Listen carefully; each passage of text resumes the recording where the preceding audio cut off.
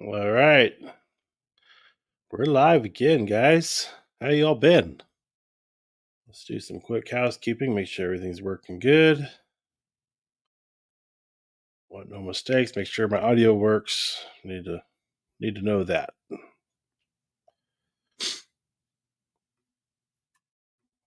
make sure this is up.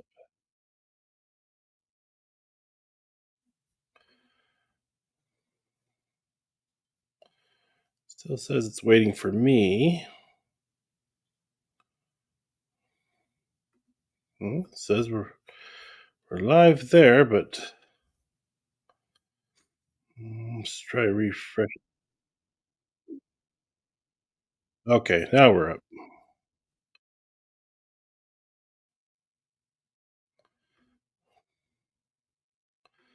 Okay, we should be good to go now. We are all set. All right, so welcome back, everybody. My name is Malcolm Walker. If you don't know who I am, and channel is based around Sony camera equipment, Sony equipment, and photography in general. I haven't been live for a while, so I've been kind of out of it this whole summer. Took the summer off. I think I did one other live, maybe I don't know, a few weeks ago. Can't quite remember when, but let me know. Make sure everything sounds good. Everything's good, looking good there. Make sure we're not going to peak or nothing on this guy.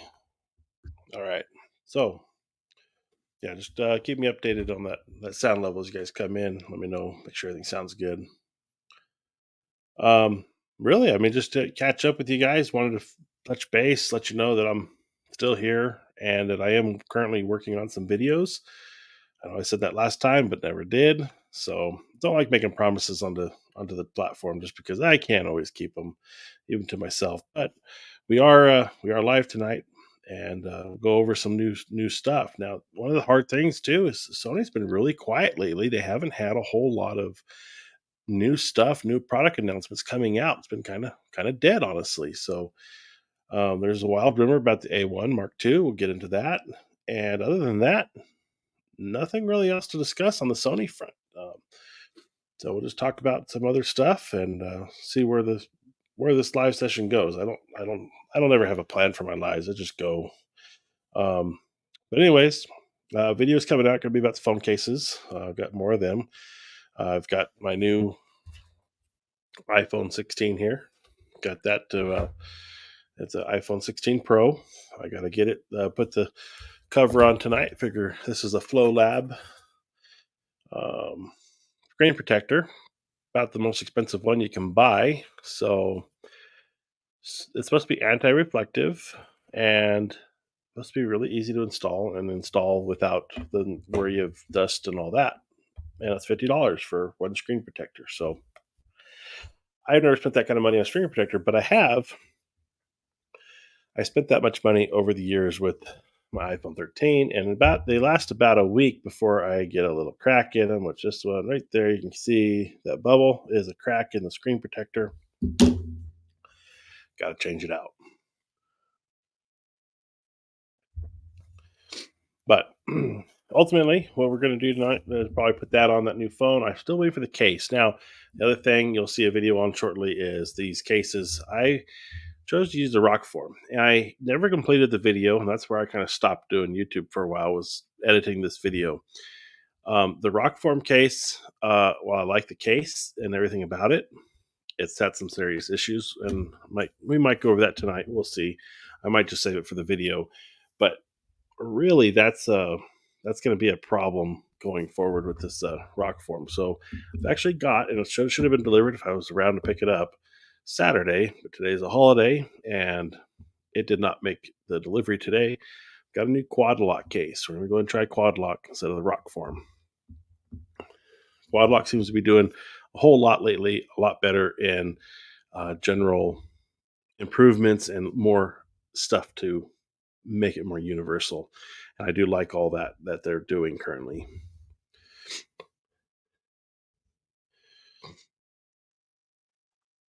And let's see, let's go ahead and dive into some Sony Alpha rumors here. Let me see if I can get this shared on my page. Let's look at what the wild rumors on the Sony A1 Mark II are.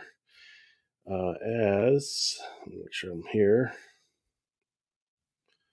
Wait, did I lose it already? Okay, yeah, there we go. We'll go ahead and make sure this is all set. Present, share the screen.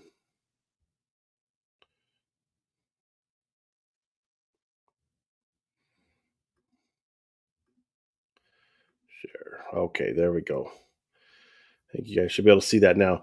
So, um, the A1 Mark II is the first major rumor we've seen in a while from Sony. I mean, after the 85 GM Mark II released, been kind of quiet, and I haven't been following it honestly. I've been just doing other things, but let's take a look at this. It's the rumored Sony A1 Mark II specs. The same 50 megapixel sensor, new AI chip, improved frame rate, best in class autofocus, C2PA authentication. Um, I'm not sure what that is. If somebody happens to know, let me know in the comments. SD plus CFast Type A, 4th generation dual hybrid slot. So we're going to have an SD and a CFast Express Type A 4.0 generation dual hybrid slot. I imagine it's similar to what's on my FX30. I don't know about this Type 4 or Type A. Type A is the CFast Express card, but the 4.0, I wonder if that's a newer, faster version. Same A1 body style, no upgrade to the A93 body, and they're expecting an announcement between November and January. So, the A1, I got to play with it one time last year um, at a Sony event, and it was impressive. I really do like the camera. Feel like it could be a kind of one and done camera for me. It doesn't have the flip screen, which isn't a huge deal for me on a photography camera. In fact, I actually prefer the tilt screen on a photography basis camera and not the flip screen. Now, I love the flip screen on the FX30 because I can see myself right now, but on a photography camera, I like having that screen behind to tilt, and I don't like the how cumbersome it makes the camera when it's out in order to tilt it. Now, Sony did fix the that issue, I think, on the A7R5 with that multi tilt screen. Maybe we'll see something like that. Uh, Possibly, we'll see. I don't know if that's something we're going to see or not on the A1. They didn't put it on the A1, and it didn't have um, the flip screen. But I think the A1 came out before the A7R Mark V. I can't quite remember that far back.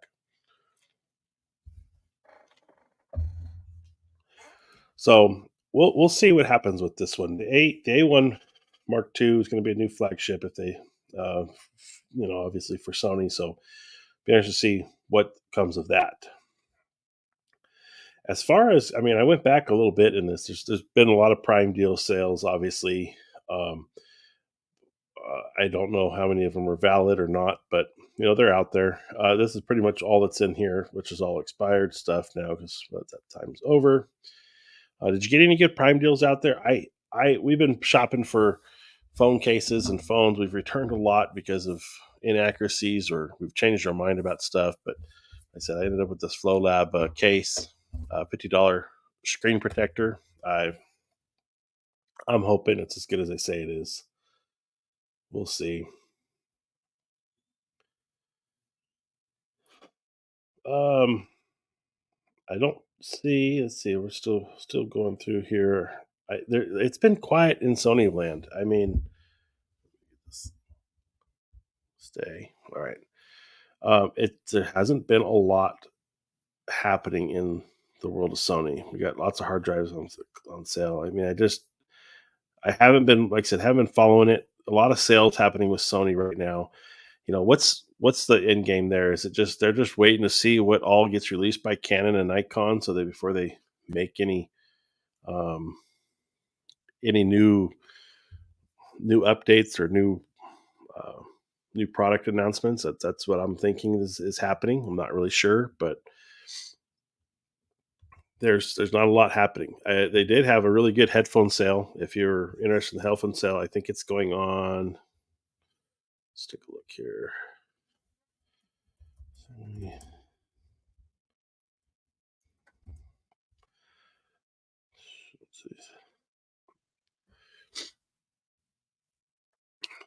Yes, they do have the sale going. Oh, maybe not. No, I guess it's ended already. Well, day late, too late. Um, they had the. Uh, Let me share my screen so you guys can see it. Oh, not that one. Let's see. Present. Share screen. There we go.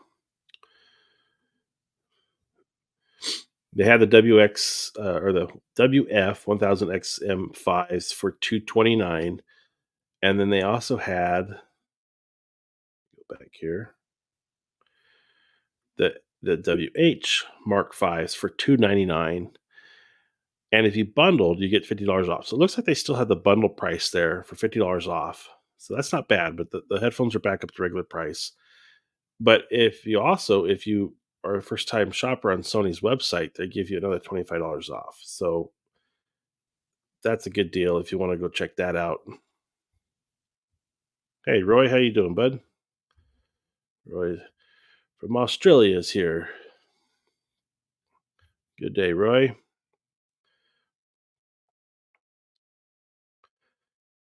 We're finally live again. Haven't been around for a while this summer. Kind of just took the summer off.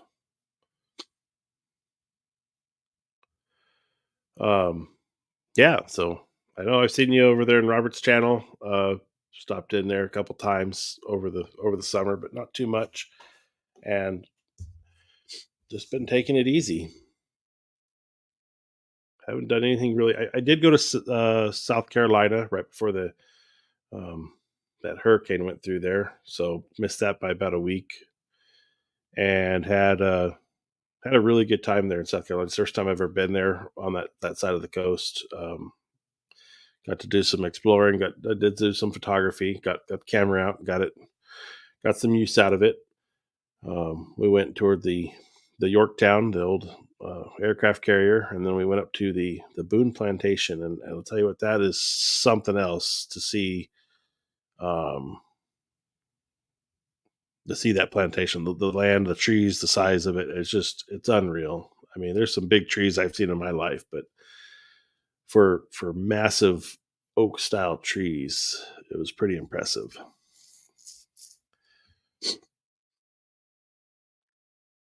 Better to take a break than burn out. Yeah, that's kind of the way it is, man. I mean, I've been trying to figure out where in the studio space I've created here and why I haven't utilized it.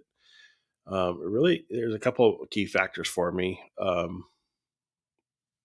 One is that I don't know if I like my editing setup and haven't wanted to sit down and edit as much because of it, or if it's some other reason. But another reason is I'm really isolated up here, which is great for editing if you want to be serious about editing and just be left alone. But um, it takes me away from the rest of the family when I come up here, and I don't really like that. So I may be editing downstairs just on the laptop more rather than up here in the office on my beautiful desk I built, the TV, and all that.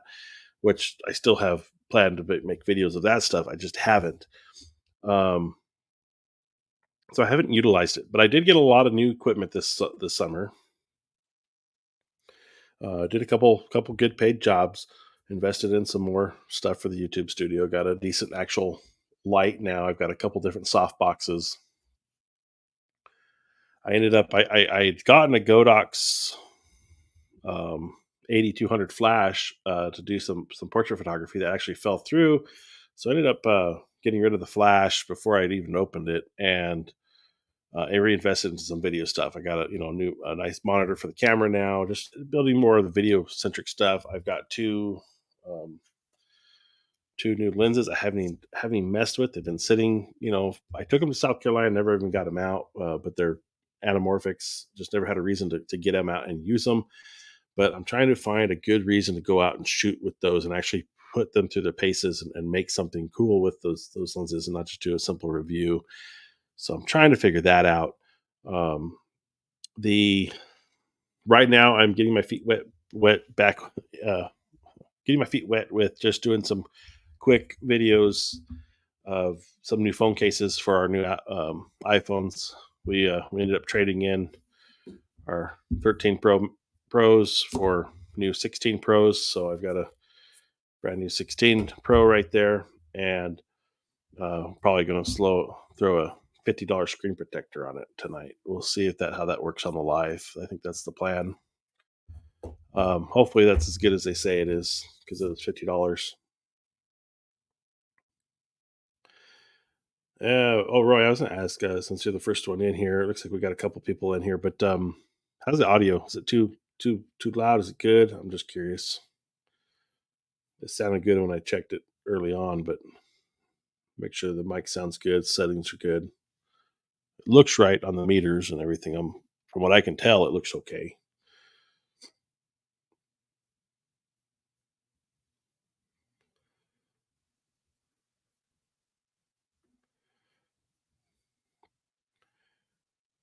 But um, yeah, I've got those case videos that I'll be working on. I stopped. All right, good deal. Audio is just right. Good deal. I actually stopped making content sometime late May, I think, and the reason why was like that's about the time I did my first paid job, where I put a lot of focus into that and time making the video for them, and then it just was hard to get back into the rhythm of doing the YouTube thing from that point. Um, but I did take most of that money from those jobs and reinvest into more equipment. I haven't squandered it or spent it or taken it out of what my company is. It's all there still, but um, I wanted to hopefully get another job, and I actually did get that job over the summer. That was a really big job, multi-day job, but it kind of fizzled out on me. We got the job done, everything went good. There was the personnel that I was dealing with in that job ended up changing, and it didn't ever move forward into the second job, which was like going to be a documentary commercial type thing. And I haven't pursued it, one, for lack of time on my part. I don't feel like I have the time or energy to put toward something like that right now with the regular full time job. And it just I was almost to say burned out from doing the two jobs back to back for me on top of working full time. It was a lot. So I've leveled off and just waited, and now that winter's coming back and the weather's getting cooler, it's maybe the time I'm going to be in here. I don't know. We're still 90 degrees. I say it's cooler. We're still hitting 90s. But the what is it? We got three new phone cases. I'm going to do reviews on. I've already recorded two of them, and then of course I've got my last case coming for this one, which hasn't shown up yet. That's why I'm still using my current one with the rock form case. And the rock form case has it's been kind of a letdown, honestly. So switching it out to quad lock, and that'll be a pretty big video talking about why I'm doing that.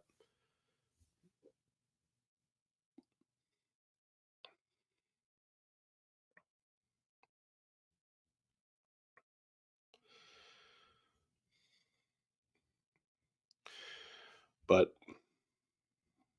otherwise, I mean, there hasn't been, like I said, I've been kind of out of it. There's not a lot of new Sony equipment to talk about. They've been really quiet. They, um, what do you call the rumors? Even the rumors aren't based around Sony right now. They're based around all other cameras and equipment. So when it comes to Sony and what I do know and talk about, there's not a lot there to talk about right now. And I don't know if it's just Sony waiting to see what else is out there before they have a major announcement, what they're working on next, what lenses they're working on. I don't know, and that's going to be a little bit interesting to see if the fall starts hitting and we start seeing stuff from them. Be good if it does.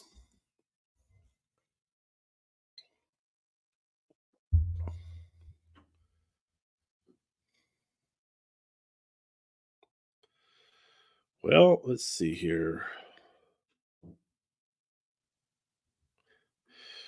Sony is strange. Great cameras, but a crappy company. Have you had a bad experience with the company, or you just think it's just done things weird? I think it's just the Japanese side of the company that's probably weird to them the way they operate. Thing that's always annoyed me about Sony is that in the past with equipment like I've got behind me here, and of course now it's all obsolete, but in the past it's always been Japan gets some really cool stuff, and we would get like maybe one or two little nibbles of cool stuff compared to what they were getting over there, even on the portable end and stuff on of that nature. It was always kind of interesting that they always the US market's so much different, and so many people in the US market think that Sony is it's just a crap company, but they make good TVs. But the problem with Sony is they've made all the crap stuff, and then they make all the good stuff. They cover the whole range, and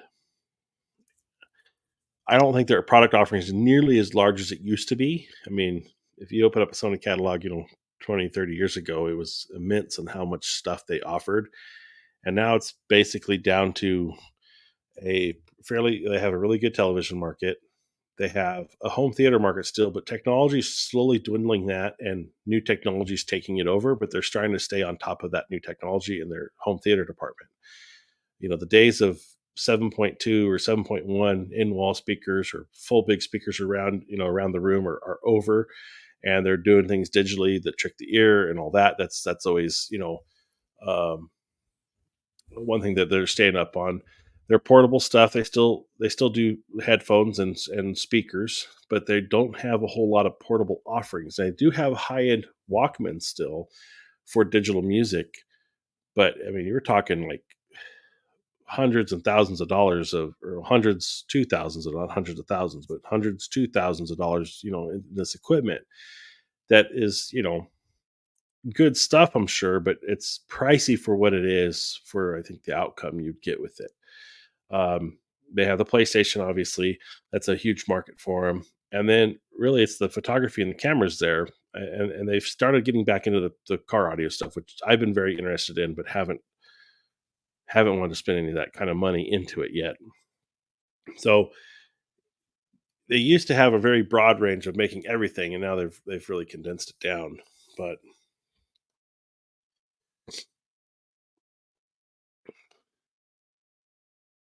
I bought the A7 when it first came out and it was buggy, and then it just died just out of warranty. Man, that sucks.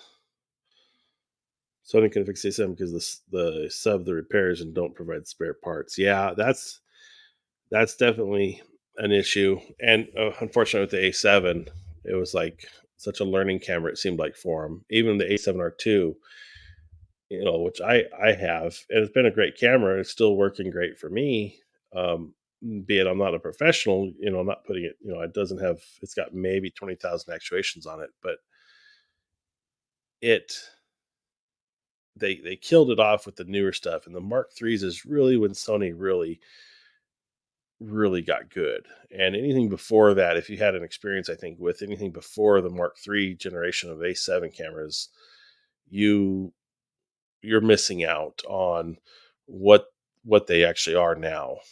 And the A7, like I've never even held one A7. Um, it just is one of those cameras that I never saw an interest in. I think the original A7 was 24 meg, and then they had the A7R, which was 33, I think. But I'm amazed when I held my A7 Mark II, comparing it to my A7R2. What a better camera, better shutter, better actuations, um, that the A7R2 was compared to the regular A7 II. Um, So they were definitely had their growing pains with those early lines of cameras. I think they were on the right path. Of course, they've created something great. I think with their new stuff. I haven't invested in it. My A7 makes a great paperweight. Yeah, yeah. I like collecting old stuff like that. And even if it doesn't work, I'd pick it up just to put on the shelf. Um, I still got plenty of stuff to showcase. I haven't even built that yet.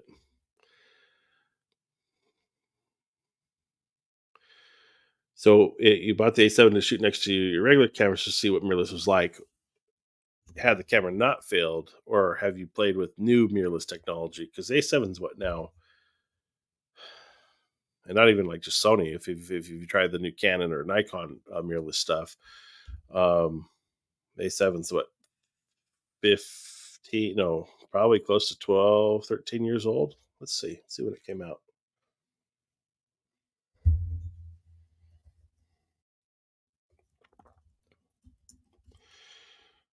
2013 of October. So yeah, we're at 11 years to October. It was announced in October 2013. It appeared in April 2014.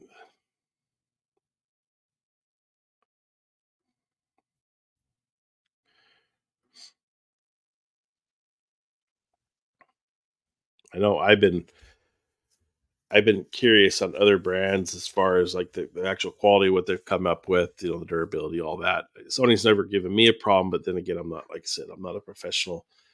Um, I definitely see where their bodies are lacking compared to some of the other ones that are built a little bit better. I think like Canons, I think are built really well. Um, the new Nikon's, the Z8 that I held at the store was, it's a chunky beast. It's a big camera compared to one of the Sony cameras, but it's all there too. I like the A1, but the A7 experience dealing with Sony made me resident. I use Nikon Z and the Z8 these days. Okay, so you're on the new stuff.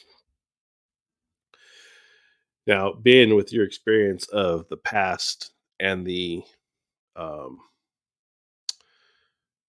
you know, DSLR cameras to the mirrorless, do you feel there's still a need for both, or do you feel like the Z8's come to a place where it's able to replace those cameras?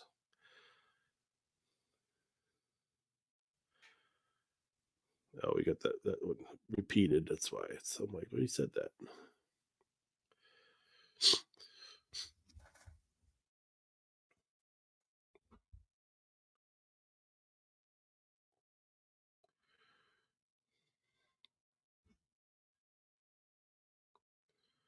Z9 and Z8. I see what you did. You fixed it.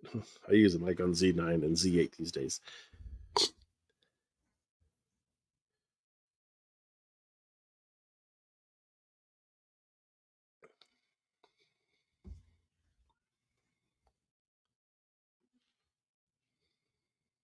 The Z8 is pretty much all I need these days. I like the A1, but my A7 experience doing with Sony made me, I think, you hesitant resident. I use a Nikon Z and Z8. What's going on here?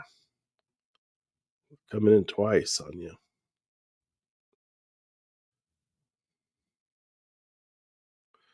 No, no, that's right.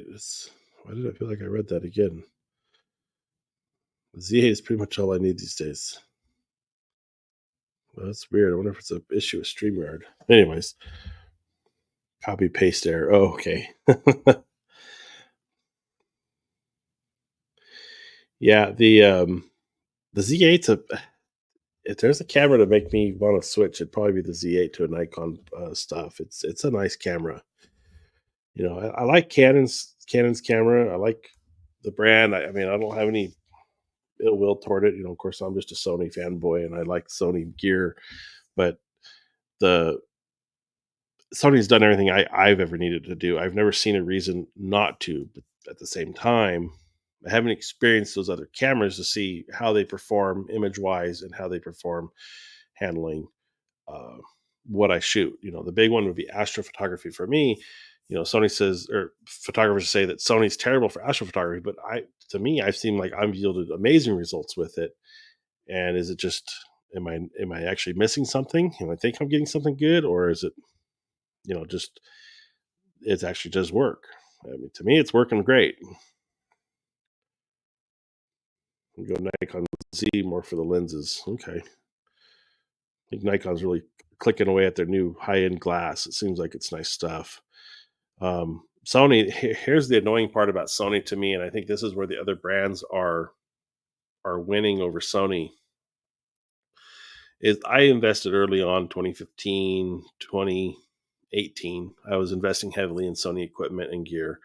just for my personal use. And then, it's lasted me a long time. And granted, some of this stuff's 10 almost 10 years old now. Um, I to me, a lens is something I buy and it lasts forever. Keep it up and just use it. I've bought and traded and sold lenses. I've had lenses I've owned and I sold off, and now I own them again because I've reacquired the same copy. Um, Done a lot of moving stuff around over the years, and the the thing that sucks about all that is I've invested $10,000 in equipment, but then they've updated it all with new equipment that's new technology, and it's like my equipment's not worth selling to me for the value I'd get out of it. If I sold my A7R2, my two GM glasses, and my 24-105, I would be lucky to get 5 grand for all of it. And what would that buy me? It'd buy me one lens and a new camera body, and that's to me is not necessarily worth it. Sony really needed to get a larger mount. Yeah, and that's another thing is so far I've never had an issue with the Sony mount. Um, it is smaller compared to the other cameras. Um, they kept their bodies smaller for that reason. It was part of their original marketing scheme with it. It was that smaller body, smaller camera. Excuse me. But it was all APS-C. That was an APS-C mount they made, and it was massive for APS-C. And then somebody got the bright idea to throw a full frame sensor in it, and we went full frame, and it works. But it's a smaller mount for full frame. It's every bit of a full frame, you know, sensor to sit in that mount, and that's where I think that failure happened. I think Canon and Nikon saw that and held back, and obviously they want to develop the technology for themselves, but they built the bigger mount for the full frame sensor in mind. The E mount was like the what was it? The Nikon was it the Nikon One? I think that little itty bitty camera that had little changeable lenses. That was the answer to the Sony NEX stuff and the small little APS-C sensor. I thought that was a really cool little camera, a little white camera with a couple different lenses.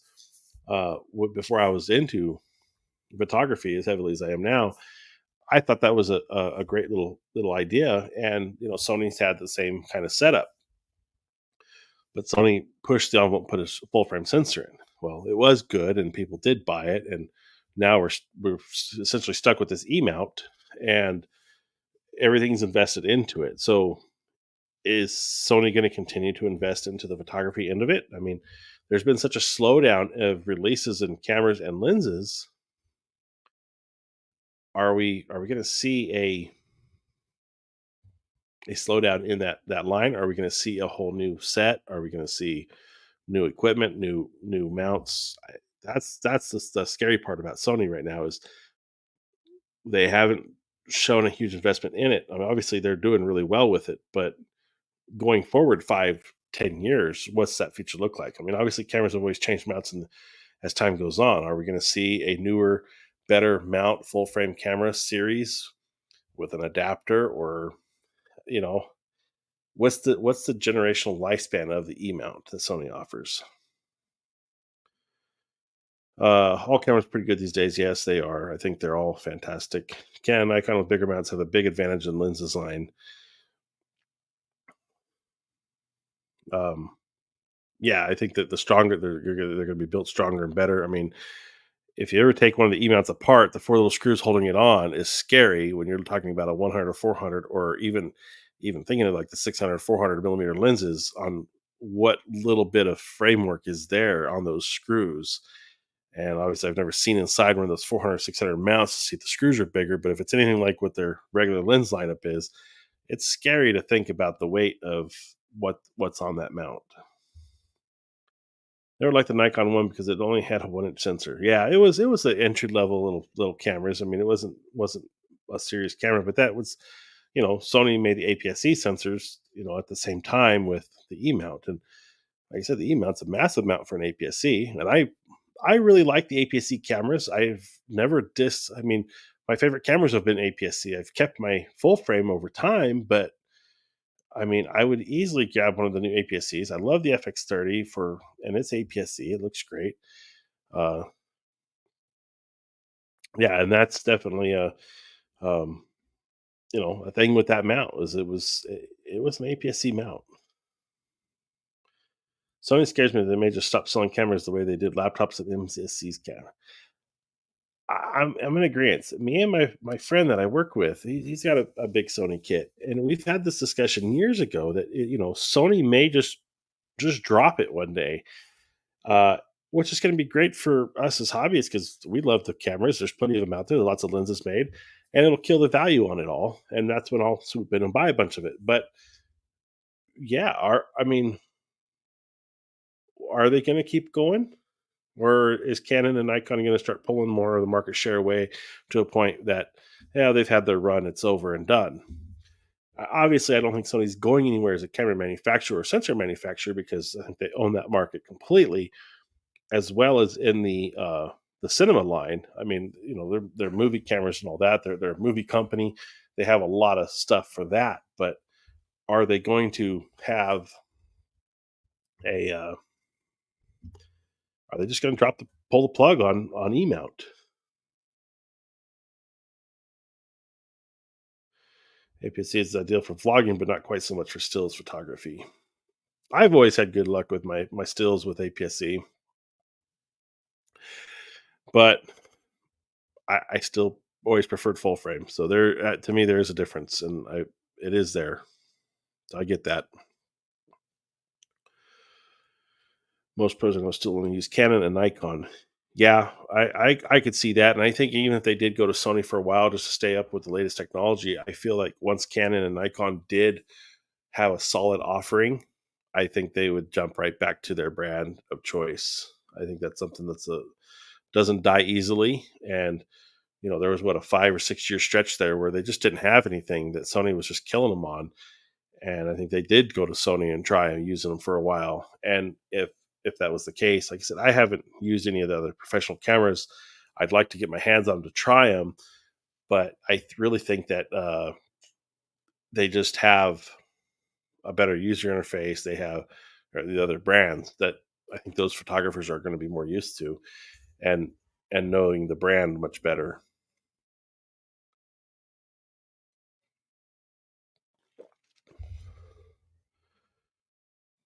I don't understand the hipsters' interest in film. So you've seen my film cameras. I've wanted to shoot them. I just can't fork over $20 for a roll of film, and then another $20 to develop it. I mean, I I can go put a small SD card in my camera and say I've got only so many shots. So I like it. I like the old tech. I like the idea of it, but I have no interest in the artwork side of it to why I would want to use film over digital. And I think it's a good way for photographers that have grown up with digital to get back to the roots of photography. I think that's a big part of it and the rawness of what it was. I've had film point and shoot cameras, something like this in a film in the past where I just, you click pictures, you develop them and hope they all turn out with, basic stuff, but never had a lens camera. And so now that I've got a couple of them, I definitely want to play with it. I do want to do it. I want to collect some film and go shoot it. But the cost is so great to do. It's a luxury hobby if you're going to shoot film. It really is because by the time you get a clean old camera that works and a few lenses, you're into an starting price of a decent digital camera. And if it's a fad thing that they're just going to die off, it's like records. Records are back. You can buy. There's more choices of records than CDs at Target or Walmart or any of the bigger stores because for some reason they're all buying records again.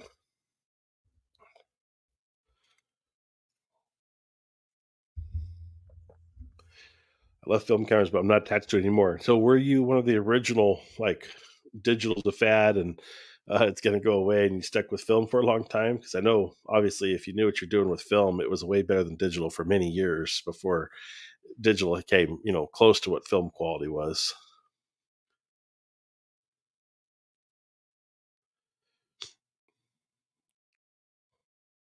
I mean, like I said, I'd like to see, I've got 3 really nice film cameras that I'd love to try to get out and try to utilize, but, uh, it's just so expensive to just go buy film, and it's like, I mean, it's not bad, I guess, but it's, if you're gonna go through the trouble of shooting a roll of film and trying to make it worthwhile at that, then you gotta develop it, and there's not many places that'll develop film. I mean, there's still some places in town I know that does it, but the cost is so great to get, and what are you gonna do? Just print some 4 by 6s?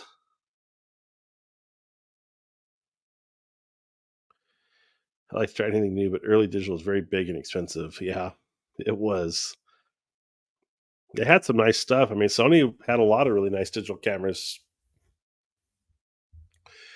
new ideas about cameras even then, and I think a lot of it came from the cinema stuff, but, and I've got some really old photos from 2000, about time frame with, 5 megapixel Sony cameras that look great, even blowing them up today, they look good. They did a good job. They had decent Zeiss glass or Zeiss branded glass on it. 35 mil lacked resolution. So see, I find that interesting. What are we defining as resolution on 35 millimeter film? Because is it anything better than 4K or 6K in like video quality terms nowadays? Because when you go back and look at old film movies and old film, uh, or old TV shows that were shot in film, and they're converting to digital like 4K for televisions amazingly well. But are we actually talking about like resolution blowing up larger, or um, was it just like considered like just a bit soft? Because I know I got a beautiful print downstairs that my uncle did on his 35 millimeter, probably a Nikon, I think, um, of a rose that he gifted me and my wife for our wedding, and it's an amazing like macro shot. I mean, it's a big, I don't know, probably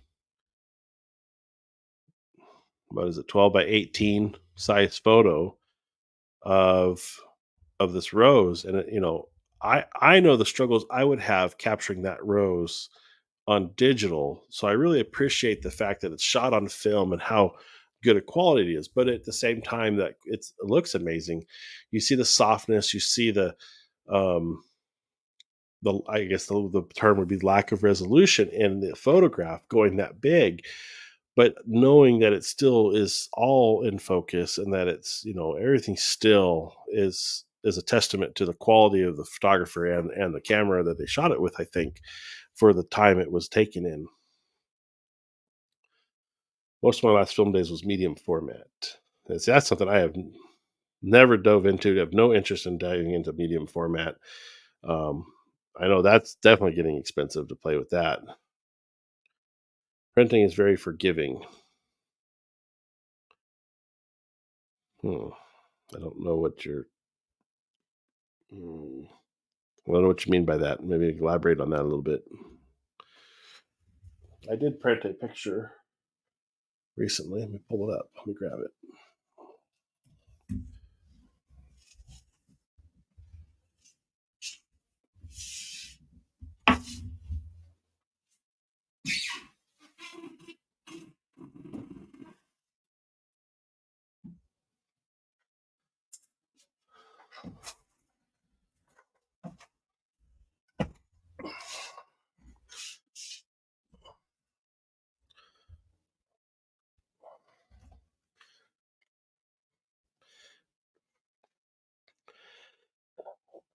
I shot this photo in 2019, and I kind of bypassed it looking at it because the composition to me wasn't the greatest. But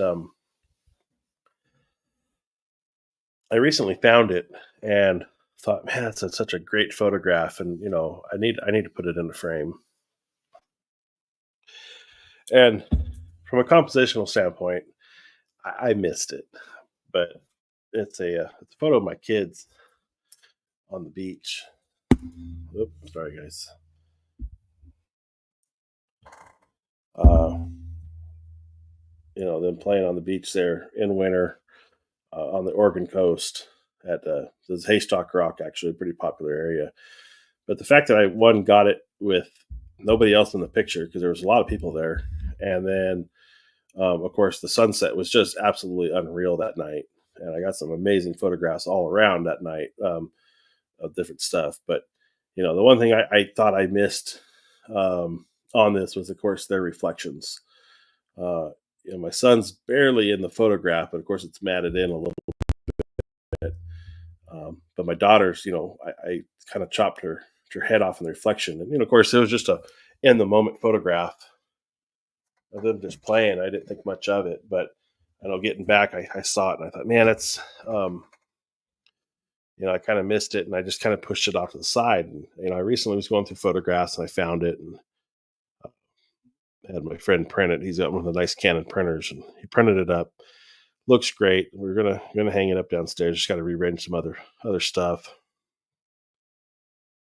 Film is more about capturing the moment than technical perfection.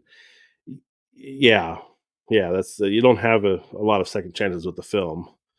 So I definitely agree with that. Talking about the photo I just showed you. It's I missed it a little bit.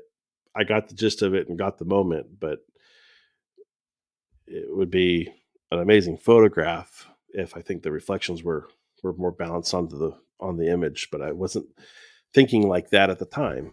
But looking back at it, I'm so glad I captured it. It's an amazing image. It looks beautiful, and can't wait to get it hung up in our living room.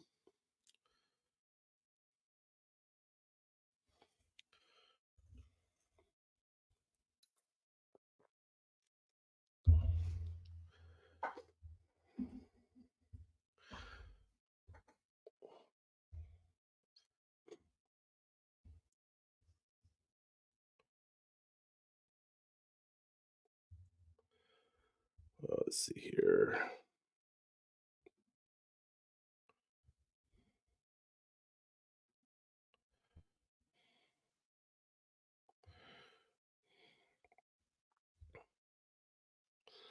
Well, I think since we're live, I'm going to go ahead and um, see what the screen protector is about. It's Flow Lab. Go ahead and throw it on the live here. Love prints, but some of mine have faded over the years. Um, yeah, that's the unfortunate thing about some of that is is it something you can go back to if you had the negative? Is it possible with the negative? Because I don't know film that well. If you had negatives that were 30 years old, 40 years old, can you go back and reprint off those negatives and decently, or is the negative degraded after that much time too? As far as the photos, degrading, I know modern technology lets us have fancy glass and stuff to protect the image. We have better inks, better papers, all that. But um, where can you go back to film that long ago and redo a print? All right, so this is the Flow Labs glass screen protector for iPhone 16 Pro. It is it's the most expensive screen protector I could find, and I didn't buy it because it's the most expensive. It really did have really good reviews as far as its toughness, durability, clarity, and the fact that it's no reflection. So that was a big one for me. Was no reflection, the anti-smudging. It's got a really good what's the term? Electroplated oil resistant nanotechnology. Won't rub off as it prevents fingerprints and smudges to help keep your screen clean and super smooth. Nothing worse than a greasy screen protector. And I definitely don't leave my screens unprotected in my pocket because I am a very rough person with stuff in real life. I work, I use it around work, and it'll get damaged. Most things are okay for decades as long as they're kept mold free. I just scanned some from film from 1978. Well, good deal. That's awesome. It should definitely be cool to, to see some of that the old shots you had back then and talk about it maybe one night. Um, this says they call it Infinity Edge. It's got a, so the money you're paying for this. So I've bought I don't know how many screen protectors for my last phone, and I swear to God, within a week of putting it on, I cracked the dang thing because I got my keys in my pocket or something like that, and this one cracked like a week after I put it on. So I end up living with a cracked screen. Now this one's not bad. There is that little bit of a bubble in the middle there. You can see that little white spot in the middle of the phone. Uh, that one is there on that screen. The screen's okay. You know, I always kept this thing. I don't carry them with it. That's why this is still in the box because I don't open them. I don't use them without a case or a screen protector on them. But I've probably bought 10 screens for this thing in the 3 years I've had it, and they always crack because I'm buying just the cheap ones that you buy at one of the little secondhand stores like Ross or Home Goods, where they just have these cheap 7.99 packs or 3 pack for $8. And I've got I don't know, I've got more of them in here probably that say that I don't now. Here. No, I think I've used them all, but just I spent that much in all the screen protectors over time, and this is kind of like a one and done setup. You also so you're paying for a precision edge on this glass. That's one of the things that they said this one has. Obviously, the quality of the glass, the anti-reflectiveness, so there is no reflection supposedly with this. So that's another thing. I wanted to get a what do you call it? The darker privacy glass, but they didn't make it for the 16 Pro yet. So I just went ahead and got the clear. The smudge resistance, obviously, as you use a phone, this glass I've got on this one's not terrible, but you get all the fingerprints and stuff on it there over time. So supposedly this is does it helps with that. The scratch protection and the toughness of the actual toughness of it. Most screen protectors say they're 9H hardness on the scale, but a lot of them come up, scratching at 6 to 7 on tests I've watched online. I'm pretty safe with most gear except for killing my lighting. I'm guessing you've gone through a light or two of the years, huh? So, and the other thing you pay for with this $50 screen protector is the installation kit. Now, if you've bought anything decent, you probably got a tray or something like that that holds the phone in place to center it, but you still had that transitional period of dust and dirt getting on it. And supposedly, the way this system works on this one is it's 2 layer, put it together, and then you peel it with this installation case they've got. I don't know if I should do this live because there's 5, pull tab, wait 20 seconds. I don't even know if I want to do this tonight on live. This is going to be scary. I feel like I need to watch a couple of videos of this thing just before I mess with it. Simple installation. Anyone can do it. Save the installation kit for your lifetime warranty. Oh, so if we break it, they will replace it? That's interesting. Scan the QR code with your camera to watch the video installation guide.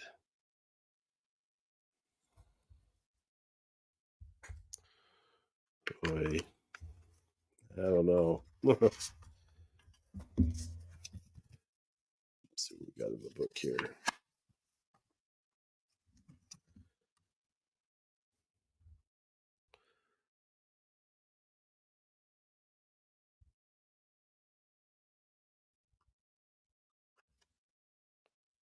I don't know what this little tinted deal is. We got a cleaning wet wipe. Sorry, microphone's so close to my face. Power off the phone, thoroughly clean the device, go to wet wipe, place the oversized dust sticker on top of the entire screen and remove any remaining dust particles. Place the insulation kit on the phone, make sure the top label faces the correct direction. Pull the tab slowly and quickly remove from the insulation kit. Wait 20 seconds to let the adhesion set, then press and slide from the bottom to the top. After the adhesive set, remove the phone from the insulation kit and power on the device.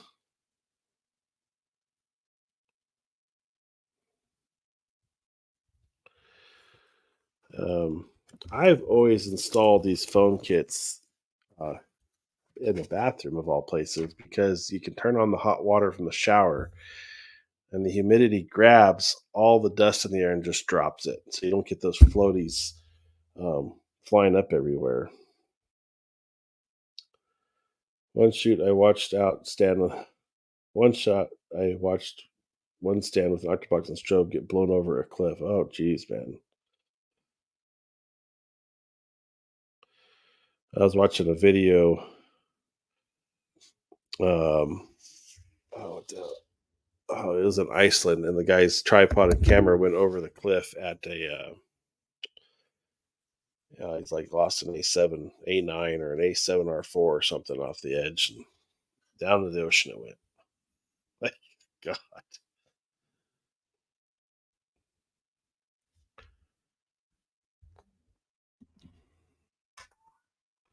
that's a probably bad noise too. Figure out the thing is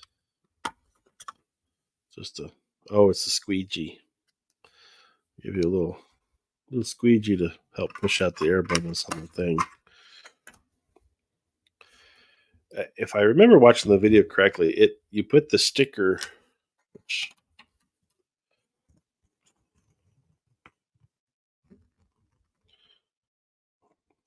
they put the sticker on the screen,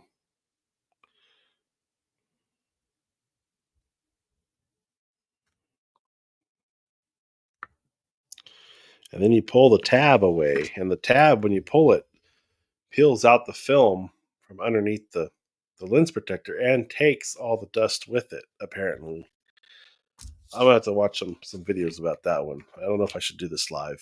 That's scary. It's scary. It's a $50 lens protector, screen protector. Matthew's on. What's up, man? How you doing, Matthew? It's been a while since I talked to you.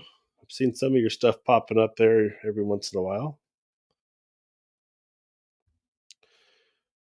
Well, we got a boost in viewers right there. So yeah, I'm worried about doing this live, man. I feel like I should at least watch the video again. So let's do that. I think I get a copyright for watching a video on this thing. Let's see.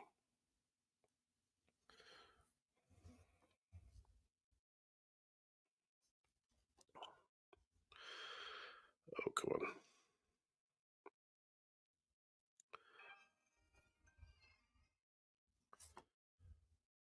Get past the ads.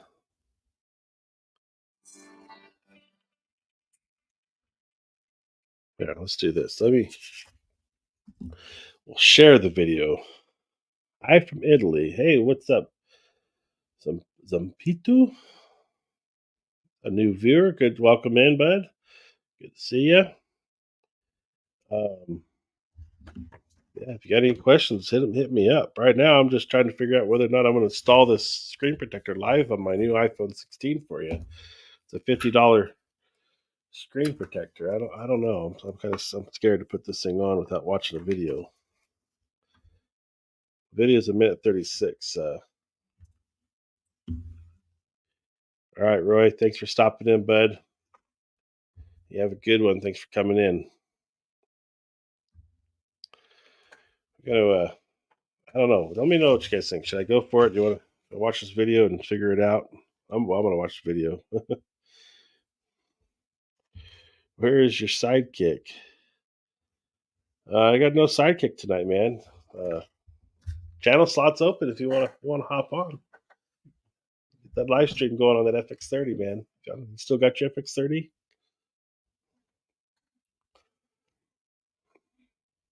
No, let's see what this says. I won't play it over there. I'll just keep the volume low. Remove case and screen protector. Power off your phone. Yeah. Clean the phone. Well, the phone's brand new. It still has the factory dust shield on it. Yeah, we're gonna clean it. Microfiber, polish it. Yep, got that. I don't. Do I even have that stuff? Yeah, I guess I do. The dust remover. Hold on. I don't think I got a dust remover in mine. That envelope's empty. Up, there it is. Big ass dust remover sticker.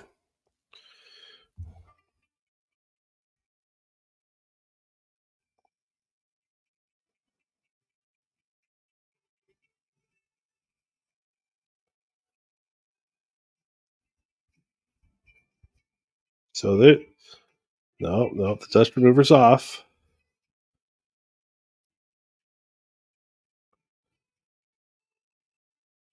Pull out the dust film. Wait for it to adhesive to set. Use your finger to slide along to help get it to set, like any other one.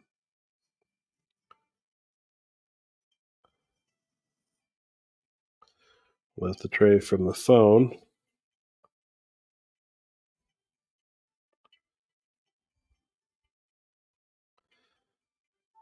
So it says squeegee out any of the remaining air bubbles. I don't know. This is the $50 freaking screen protector. I hate to burn it on screwing it up. Okay, well, we've got a brand new iPhone 16 Pro in here. Look at that. Still in the box. Still got the screen protector on it. I should probably turn my fan off for this one too. Somehow or another, this thing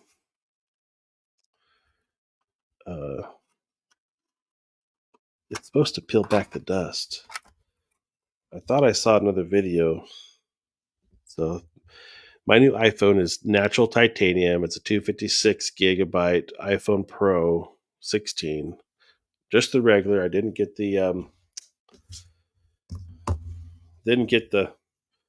Max. My wife got the Max. We got that one opened up and set up for her, but I'm still waiting for my case to show up. So I'm got a new um, what do you call it? I totally lost that train of thought. I don't know.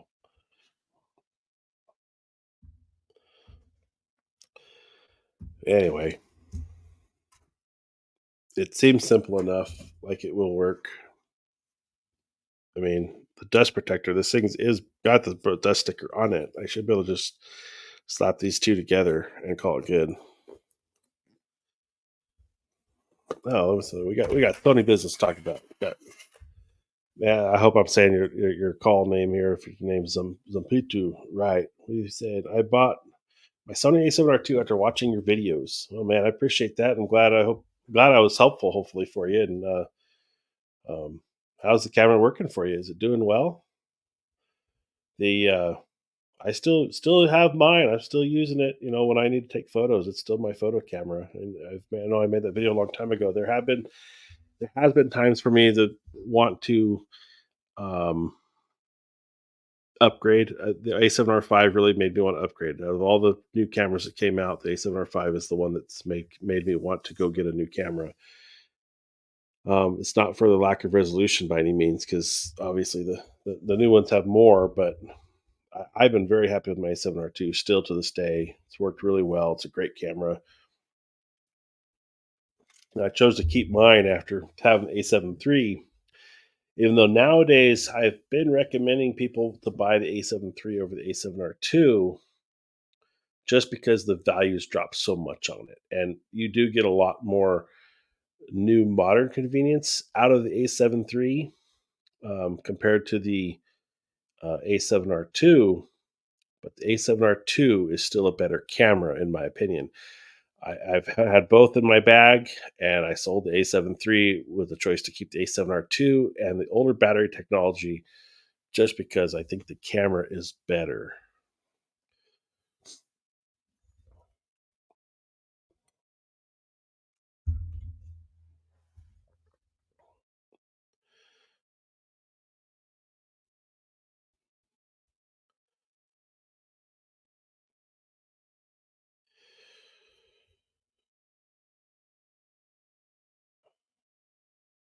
So definitely something to think about on those.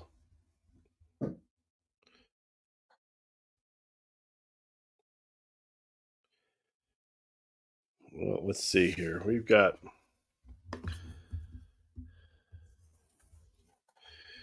your video was really helpful. Yes, I work incredibly well. I'm using a lot of my old Canon FD lenses. Thanks a lot for your videos. Yeah, man. Um, I use old adapters on old lenses too on that camera. It's one of the fun things about that camera, I think, is it keeps it kind of in a manual sense.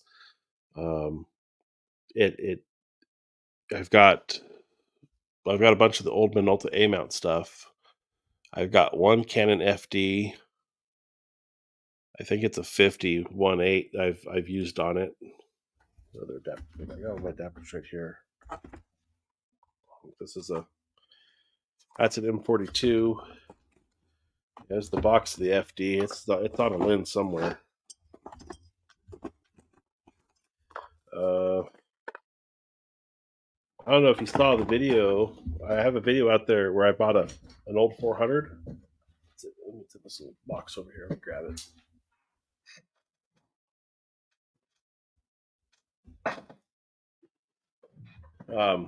I got this old Takina ATX lens, 400 5.6.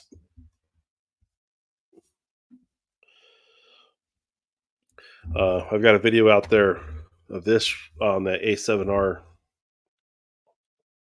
Dust it off. On my A7R II, and this is a really nice lens for its age. Basically, brand new out of the box. I got it for $12.50, um, less than lunch nowadays. And it's a really nice piece of glass. Got the lens hood built in, and then it's a Nikon mount on this lens. So I've got a Nikon to E mount adapter on it. But because of it, of course, you got manual zoom, not it's a fixed prime 400, not zoom. Your autofocus ring is manual, and your aperture ring is manual from 5.6 to f32.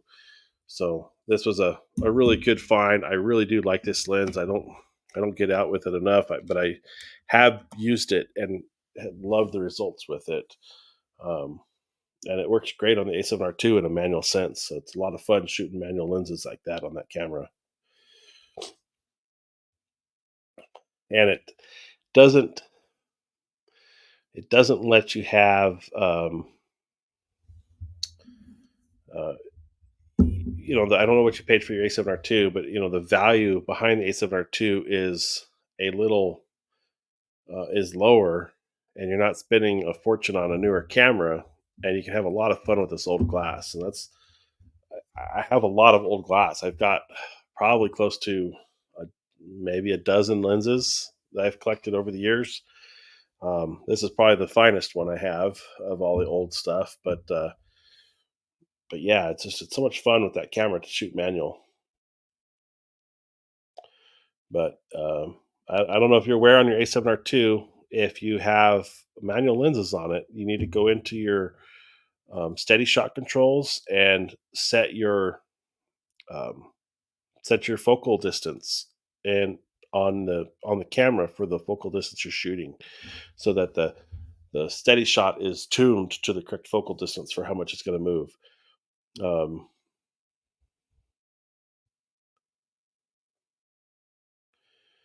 so definitely make sure you're doing that. So like, yeah, you say that is a live lens. I have a 17 millimeter Takina. Yeah. So if you go into your A7R II, you should be able to um, set that focal distance, because if you have if you have a standard Sony lens, it's automatic. It knows the focal length the lens is at, and it'll program the steady shot to work appropriately. But if you're using manual lenses, you have to go in and actually select that. And I do talk about that in the video with this 400 millimeter. So if you haven't seen that video yet, definitely check it out if you don't know about that feature. I'm trying to think if there's anything else. Okay, you do. Okay, good. Yeah, another very nice feature. Yeah, it's what makes it fun with that camera is it's fun being on the hunt for this old glass to me, and finding a good, nice copy of it that you can pick up relatively inexpensively. I mean, you can go on eBay and buy a whole set of old lenses for next to nothing compared to what a new lens costs, and you can have a ton of fun with these old lenses on the cameras. Do they have the resolution? Not always. Obviously, focusing is an issue if you're manually focusing, and you got to be using that zoom in feature on the focus peaking. Um, focus. I don't know, not focus peaking, focus magnification, and make sure you're going into that 15 times if you're on a tripod. Really nail your focus with those manual lenses. So a lot of good help the camera gives you to make these old lenses worthwhile. No, no worries, Matt. Sorry for the delay. Still have the FX30. Haven't updated yet for shutter angle. I think they pulled it once. Yeah, I heard that too. I think I'm 2 updates behind that even. I think I'm on 4, I believe. Um,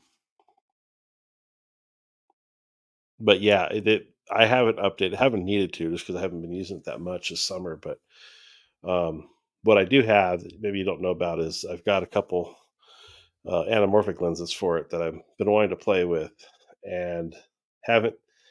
I got the Sirui 24 millimeter and the 50 millimeter, um, 1.3 squeeze uh, for the APS-C, and I really wanted to get out and play with them and get some good shot. I just don't have anything good worthwhile going to film, so I got something in the back of my mind. I'll keep it secret, and I'll see if we can't get it figured out to go shoot something fun with it.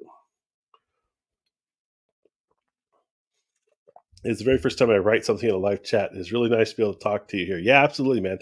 I I started doing live because other people I seen other people doing it. I figured it's a good way to connect with the audience and all of you on a more personal level. Answer questions live. If there's things that you need to find out about, hit me up here. If I've got the camera, I can go grab it. If there's a question or a functionality, we'll see if we can't figure it out and work through it. Um, as well as I do have some connections now to. Stop that coughing. Sorry, my Alexa's telling me to stop coughing. It does that randomly. I don't know why. Um, it does. It's a great way to connect and help get to know you. I mean, like I said, I was running this live every Monday. I'm going to be trying to get back into it regularly here, uh, as well as some new videos. And I think I've got some new videos, and one of them I'll tell you guys right now. That's going to be is we're going to put the iPhone 16 Pro head to head with the A7R2 and see if you guys can tell which picture was what. And I want to try to engage you guys in the comments to say, um, which one you think the picture was shot with. I think I'll be using, since the camera, I think the standard camera is close to a 24 millimeter. We're going to use the 24 GM on the A7R2 with the standard camera on this. Now, the nice thing about the new iPhone 16 Pro, if you don't know, is that um, it's got the new 48 megapixel sensor on the wide angle too, which I use the hell out of my wide angle. And so that's going to be the first Sony video we're going to see out of me here coming soon.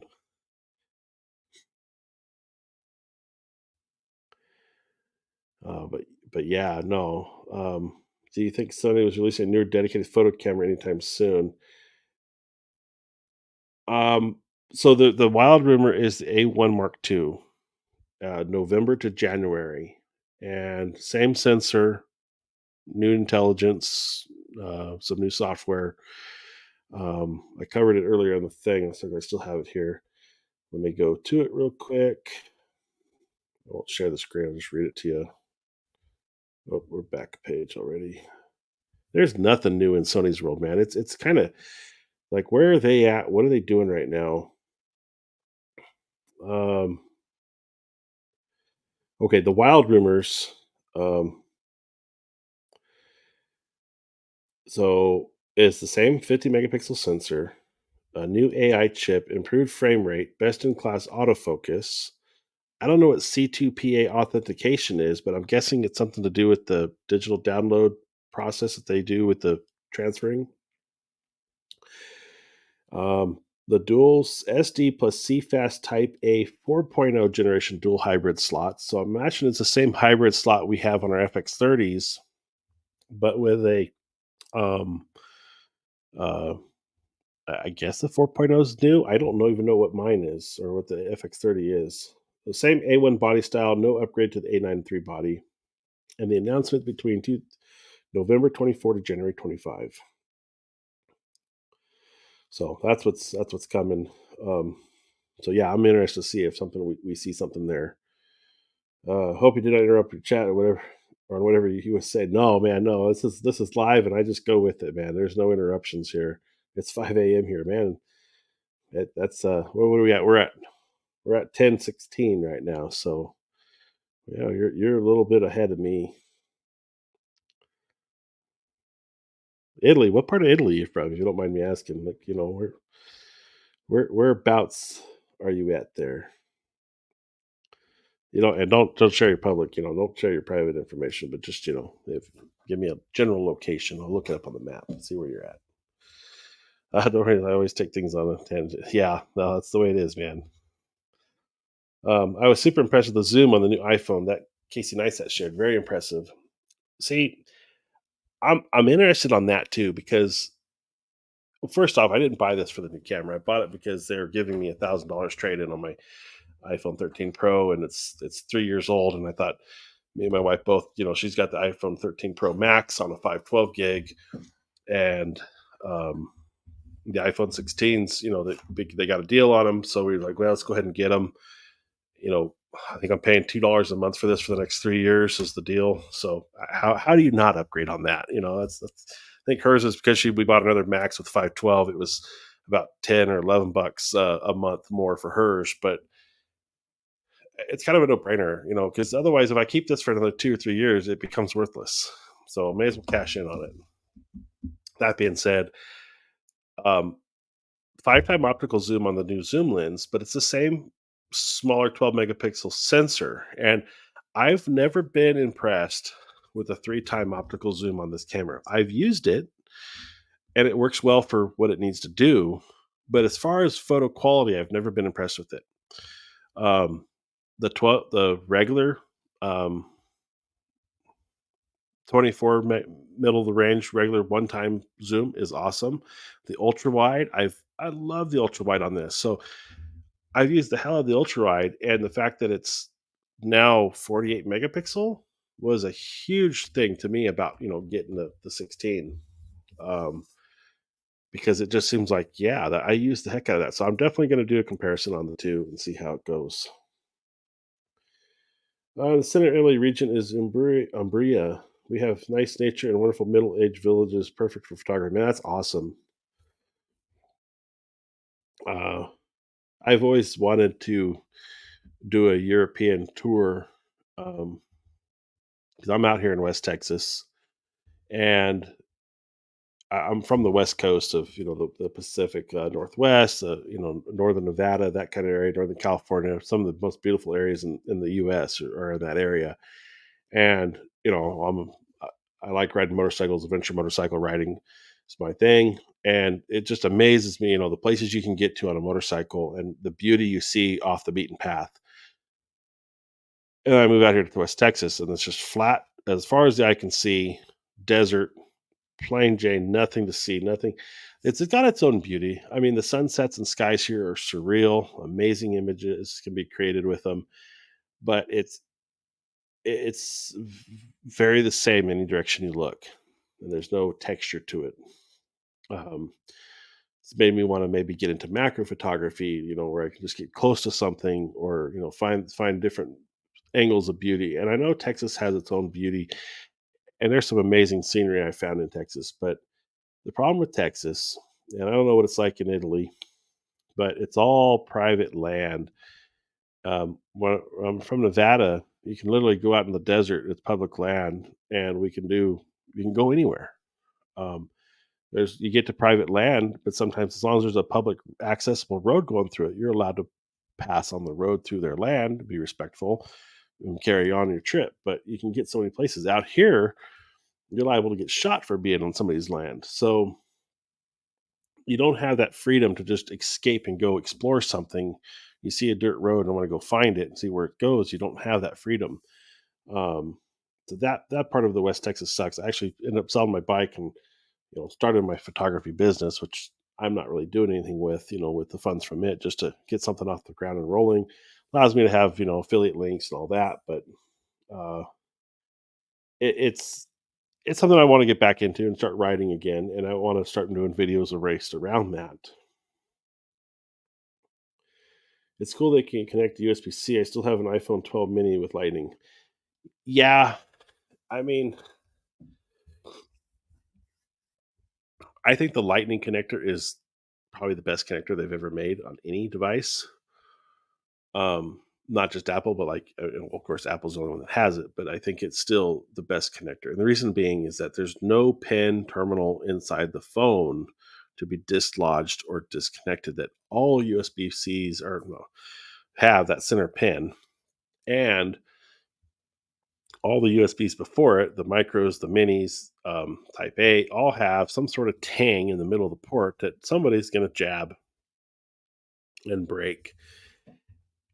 And I feel like, um, you know, that's where the lightning connector was so cool because you could, it stuck in there and everything was built into around the stronger portion of the connector, the outside.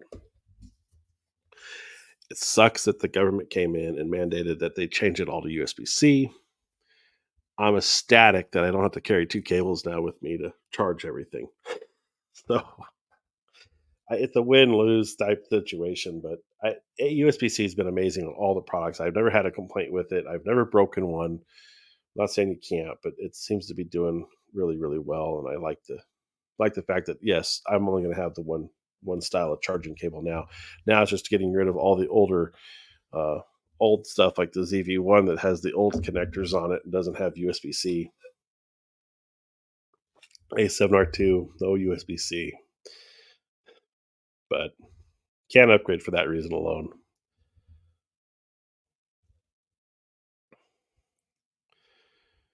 Um, but I don't know. This new phone's gonna be interesting. They've got the new photo button on it, which I did play with a little bit. This one's got the phone or the actual. So you got your power button over here. See that, and then you've got the new shutter button. So it's cool they give us that now. That we've got that shutter control button that you can change your aperture, you can change your zoom. It's all slide and touch based. Kind of a cool thing. I played with it a little bit on my at the store, and then on my wife's phone, I feel like I set up. I played with it a little bit, but I like the fact you can just click it to get into the camera right away. So that's going to be a big nice thing to have. Um, I don't know if it's something you'll want to use all the time, if it's going to be kind of gimmicky or not. Time will tell on that one. Definitely not going to get shot here. You have a lot of freedom to walk around. If you plan to come to visit Italy, let me know. I will welcome you. We can make a nice photo documentary. Heck yeah, man. Well, that's what I was going to say earlier. Before I got sidetracked, as we often do. Um, you know, a dream trip to me would be to hop on a big GS adventure BMW motorcycle and travel Europe on it for 2 or 3 months. Just soak it in, explore everything there is to see over there. Because it's the thing about like over there is the age of everything's so much greater than it is over here in the U.S. Um, there's a big difference in the U.S. in age too compared to I'm from the West Coast, Western old West towns, all that kind of stuff. You see the grave sites. The oldest you see is like mid 1800s. Those are the gravestones you see. Those are the buildings you see are from the mid-century 1800s. You go back east, and of course, it's all 100 years older. It's 1700s.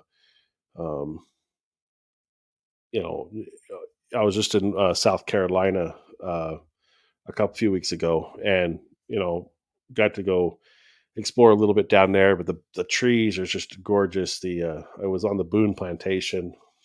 Uh, Amazing piece of property, amazing trees, massive trees. I mean, literally, I got a photo of me with my arms like this. I got my A7R2 in one hand, and I don't cover the trunk of the tree doing that. Now I'm 6'4", with that much wingspan, and I still wasn't able to wrap my arms around the tree. But no, this yeah, if I'm ever in Italy, man, I'll be looking you up for sure. Yeah, I need to push myself more with the FX30. I'm honestly ashamed how much it doesn't get used. I'm right there with you, man. I don't use mine nearly enough. I mean, it's a fantastic camera. It works so well. I wish I could spend more time with it and get better with it because I know it's powerful as heck. As far as what it can do. That's why I really want to get this project with the anamorphic lenses off the ground, and I have an idea what I want to do, and I'm hoping we can pull it off this winter and make an official documentary using those two lenses only. We'll see. We'll see how it goes. It'll be interesting. It'll be a fun project if I can make it work out and put it to actual use, and hopefully I'll do lots of behind the scenes video with the A7R2 and the ZV1 to produce some content, about making it. So that I'm looking forward to that. Okay, I you want to get an external monitor for it.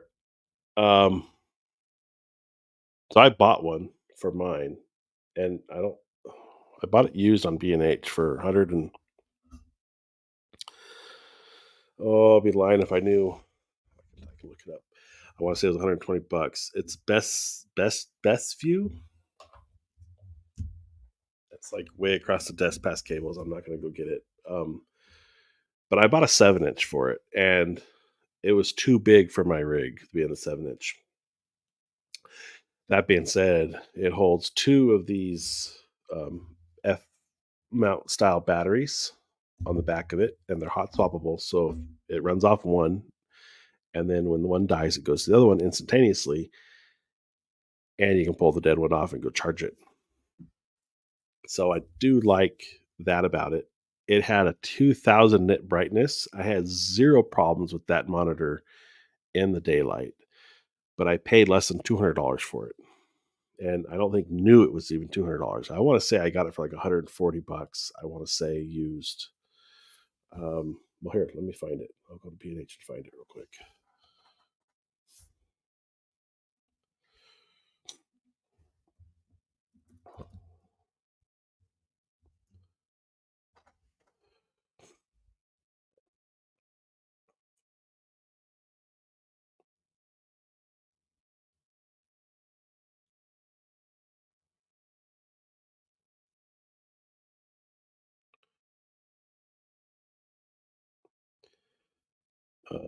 Not seeing it. Let me log in and see if I can find the listing for it.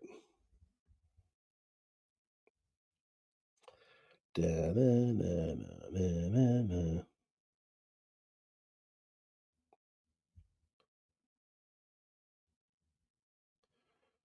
My orders. Oh yeah, so I bought my 24 Suri anamorphic. It's an f2.8, 1.33 squeeze, 309 bucks on used when it was on sale. Those things come down drastically, so definitely check that out. I then got um I actually traded the 50 millimeter I got. I didn't pay for that one. I traded an 8200 for that, and that worked out for that one. The monitor, where are you hiding it? There it is. Okay, it is the R7 III. Not best view, it's Des View. DES view. Let me is it R? I'm gonna make a video on it because it's a fantastic monitor, I think, for and it does 4K 60. That's the other thing. Oh, okay. I paid 186.50 for it. That's what I paid for it. I knew I should have been. I should have checked. But anyways, Death View R R7 III. So it's 249, brand new. Let me share my screen real quick so you guys can see this thing.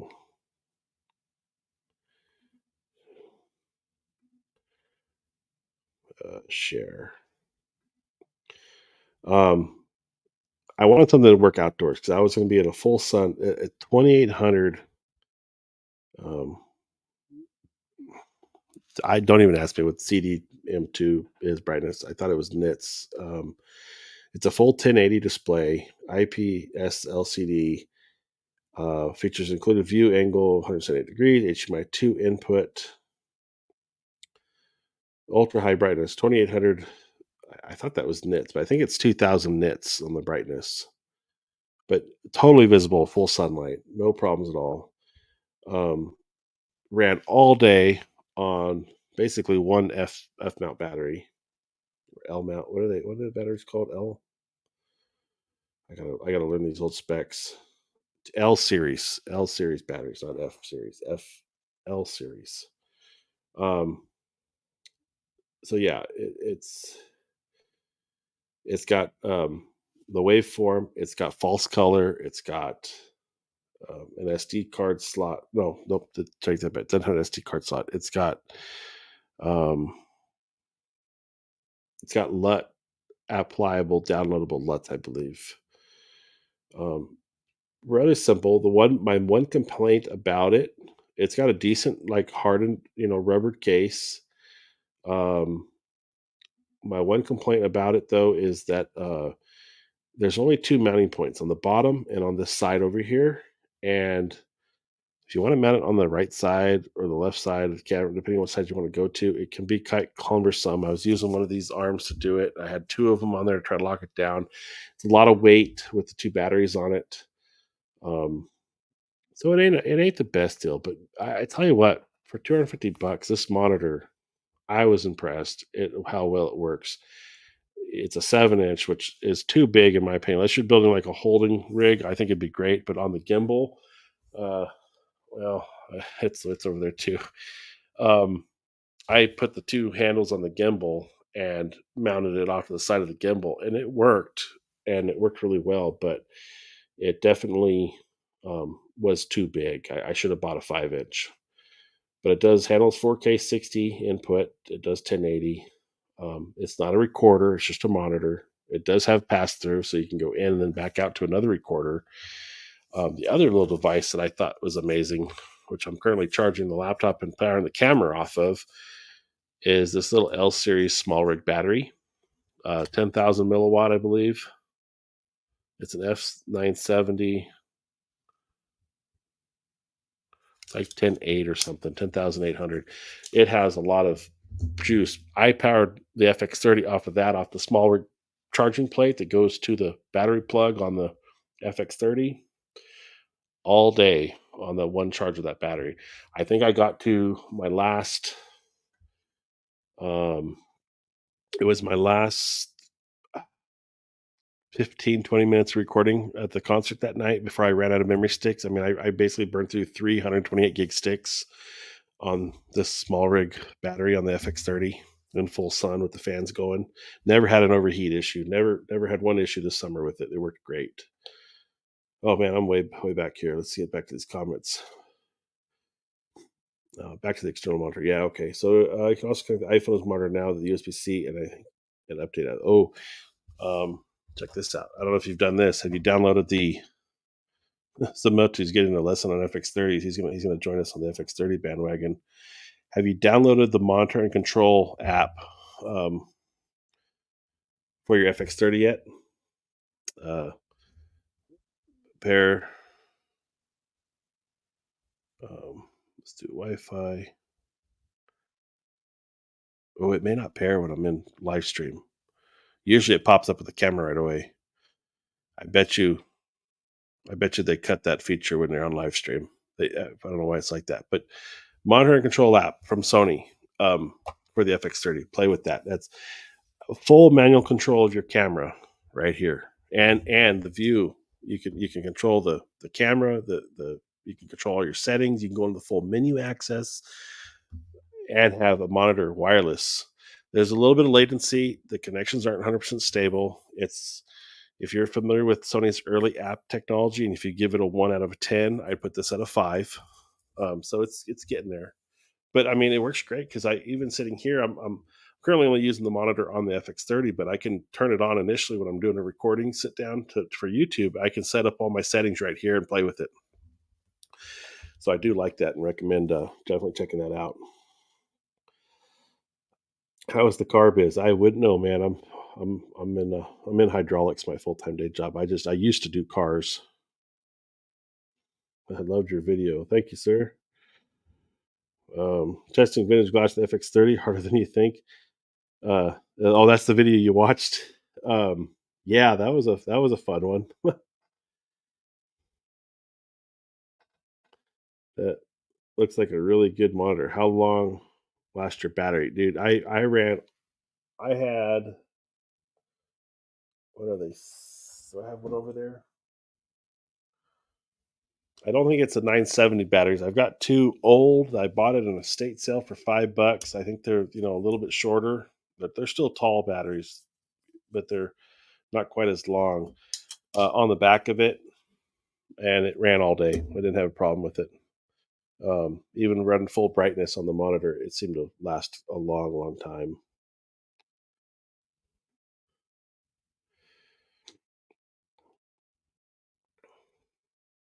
But let me close that out. Yeah, it definitely is. I've got another comment in here. We got the Happy Clam had my trusty old A6600 with the 70 to 350 out today, and it was fun videoing the wildlife. The herd of elk made my day. Wait, where are you filming elk at? It's been I see. So last time I saw some elk up in Montana 2 years ago. That's when I saw elk last. A whole field full of them, and my uncle's got a place up there in Montana. And get elk in his backyard, right there on his property. I mean, Oregon. Okay, cool, man. Awesome. Yeah, that's cool. Yeah. Um, the 6600 is a solid camera. I almost I almost got it if it wasn't for the video features. Because I miss my APS-C cameras. I miss having my A66 or my A6000, and then I had a 6400, which I started YouTube with, and the 6400 was a fun camera. I love the speed of the APS-C cameras over the full frames. They work really well. Um, and then I don't know if you saw the videos I had there with the A6600 comparing it to the A6700. I had a little series there I did. I was selling a 6600 for a friend, and I was very tempted to pick it up and buy it just for the photo aspects of having an APS-C camera again. But I was going to spend the money. I wanted a 6700 because one, it had the same sensors as the FX30. It'd be a great B cam for video as well as a photo camera. So I really wanted the both best of both worlds in the camera if I'm going to buy another one. And the A6600 wasn't it for me, but it is one hell of a good photo camera. Is your wall actually blue? No. Okay, guys, check this out. So my studio is somewhat modular. Um, I'm gonna get a video together showing the lighting later, but it's actually thunder gray. So let's go ahead and let's shut it all down. So we'll just go computer, shut it down. Okay. Okay, so there's the natural colors with just my main key light on it. Um, that's what we got. So the name of my company is Living Giant Productions. We got computer, turn on Living Giant, Okay. and we kick everything on in my kind of customary blue color. Um, yeah, that's cool. Yeah, thank you. But of course, it doesn't stop with just blue. We got computer. Turn the studio green. Okay. We do green. Computer. Turn the studio purple. There's purple. Computer. Turn the studio red. Okay. A little delay on that one. It missed something on that one. Computer. Turn the studio red. Okay. There you go. I've got a green blue mix. Let's see. Computer. Turn the studio green blue. Okay. I got no, it went just blue on that one. Computer, turn the studio blue green. Okay. There you go. So there's a little mix I got. Um, and what I'm doing is I'm actually got a couple lamps shining on the wall behind me here. Those are just these color. It's an old video light actually, old video light stand. A Bell and Howell. I found it at an antique store. That works good. Works good for that. Computer, turn on Living Giant. Living room doesn't support Oh, that. come on. Computer, maximum illumination. Okay. Yeah, full bright white, every light on in the place. Computer, turn off the track light. A few things share that name. Studio track light. Oh, studio. Track light off and track light on. Uh, Which one did you want? Computer, shut off studio track light. Okay. Okay, so there's that. And then let's go back to computer, turn on Living Giant. Okay. Okay. Uh, Off the top, well, let me get back to some. That's magic. Sold. Yeah, dude, it's awesome. Do you have the actual paint color and brand? To answer your question on that, go find my studio build out series. Episode 1 is about the paint colors and why I chose Thunder Gray, because it emulates just about any color you put on it. So um Thunder Gray, that's the official color name. I don't have a code, but I, another YouTuber video told me that's the color. I did it and it looks great. Like, so let's go ahead and turn computer, shut it down. Okay. Um, it's a very dark gray. And then I for the accent, I did a lighter gray color. I couldn't tell you what colors they are, but and and see if those brands I tell you what the brand and the colors are in that video. Um, and that's part of my studio build out series of where I've gotten so far in this studio space. So yeah, go check that out. Um, Got to be more polite to the computer and say please. Yeah, right. It's way over there on the other side of the room, so it does a pretty good job hearing me. Computer, turn on Living Giant. Okay.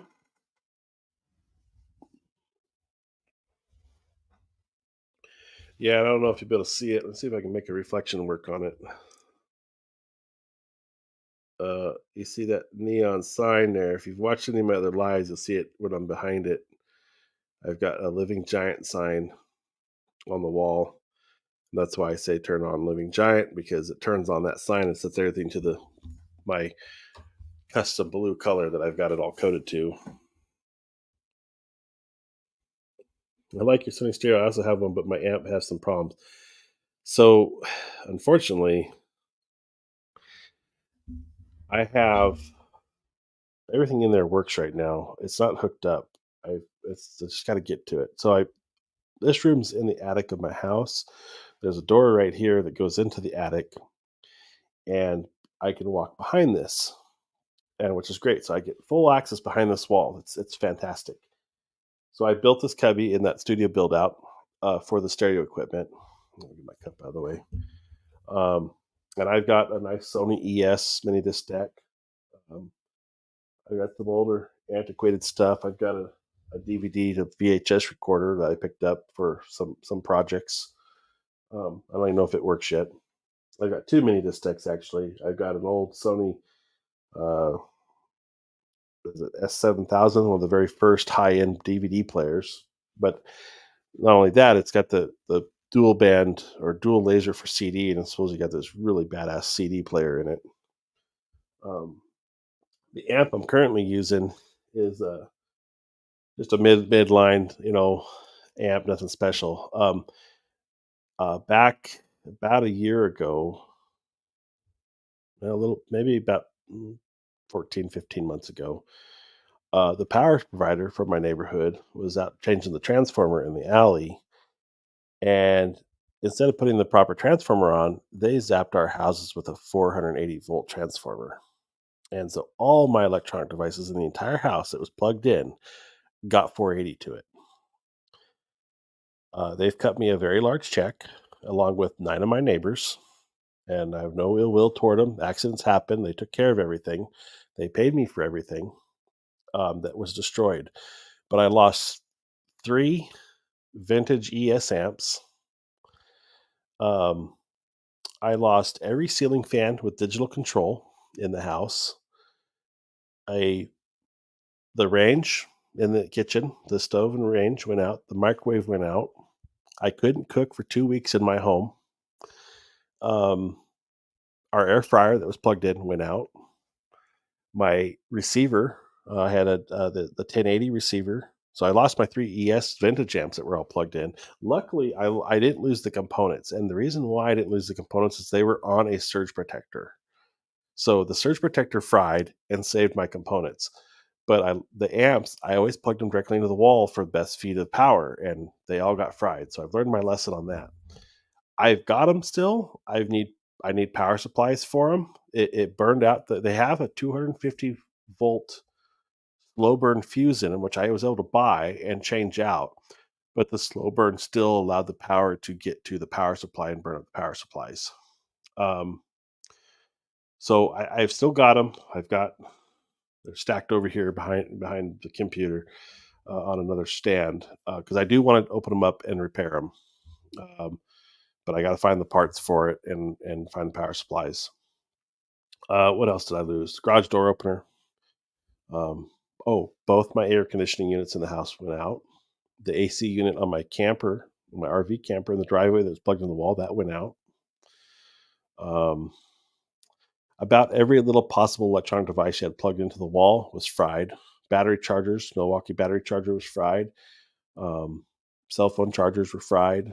I mean, we weren't home, so my computer, luckily, I had it with me at the time. So all my photography equipment I had with me because I was actually leaving town the day it happened, and I had pretty much everything of value in that end packed up, so nothing was plugged in to charge. Uh, yeah, I see your comment down there pop up. But yeah, somebody probably did get fired over that one. I know there was a massive what do you call it, suspension that happened. That's as far as I know. It went. I imagine a foreman got fired on that one. Have you considered building a charging wall or rack? Yes, I have. It is in my plans. It works right now. I'm using this little desktop or little tabletop of a little toolbox I bought to keep some stuff in. Um, I haven't decided where I want to put it yet. I'm still really undecided on the full organization of this office space and studio space, so I don't know where I'm going to put it yet. But it is definitely something I want to do.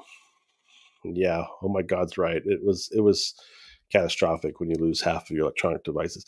I'm amazed that none of my Sony TVs fried, and they even told me because I told them, man, what happens if 6 months down the road, a year down the road, one of my devices takes a shit, and what then? Do I not get coverage? And they said, just call us, let us know, and we'll take care of it because they know that there could be long term effects to some of the electronics. But surprisingly, of everything that got zapped with 480, um, my 3 XBRs did not get. They handled it like champs. They didn't go out. They were plugged in, but they did not burn up. The amps, obviously, they just have power going to them all the time. I guess the TVs must have that isolation circuit when you unplug, turn them off to save them. Because around here, I've been very careful to unplug a lot of my equipment during a thunderstorm because the thunderstorm's so violent here sometimes that the lightning strikes. cause incredible surges or power losses or that flickering or anything. That's all bad for your electronics. So I unplug all my TVs and my electronics usually when those storms come around, if they're right on top of us like that, because I don't want anything to fry. But I was surprised the TVs handled the 480 volts no problem. Yeah, and that's why I was laughing. Somebody definitely got fired. Yeah. Do you drone, and what do you think of the future of DJI with all the issues of the U.S. government? Um, I, to be honest, I'm aware of some issues with the DJI ban that they call it. I haven't followed it to see what. Um, I haven't been following it to see what they're going to do with it. I don't use a drone currently. Um, I had a drone. I don't have my license for my commercial license. I didn't really want to get it right now. Didn't want to spend the money or the time to invest into taking that class. The So I sold the drones because I can't use any of the drone footage that I in my YouTube channel. But I don't think it'll stick. I really don't.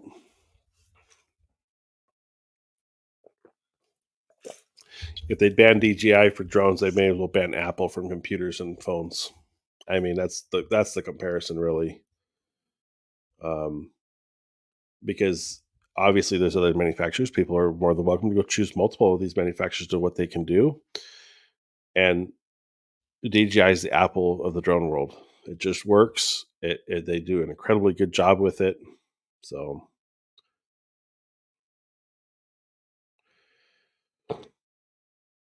I don't know. I haven't followed it. I thought it got dismissed. I saw an article where it's saying that it didn't pass, but maybe that was just one stage of the legislation that didn't pass. And what I've heard, and like I said, the only thing I haven't followed or read it, but I did hear that one of the owners of the U.S. drone markets obviously can't expand his business with DJI on the doorsteps of everybody's door, but he's got his pockets or his hands in somebody's pockets in legislation, and obviously the government, which who knows best for us, is deciding that they want to ban these DJI drones from the U.S. market. It's stemmed off of somebody having some hurt feelings that their drone's not as good. I think all I know is that they do ban it. I think that they will see we'll see a huge uh, price increase in their value of the used ones. Can't wait till DJI release a cam to compete with the Sony, Canon, and Nikon. I talked about this previously in another live about the possibility of DJI doing this because they've got the Ronin 4D, which is a fantastic camera. And I was like, it's only a matter of time before they make a mirrorless camera. Excuse me, hold on a second. I'm gonna sneeze.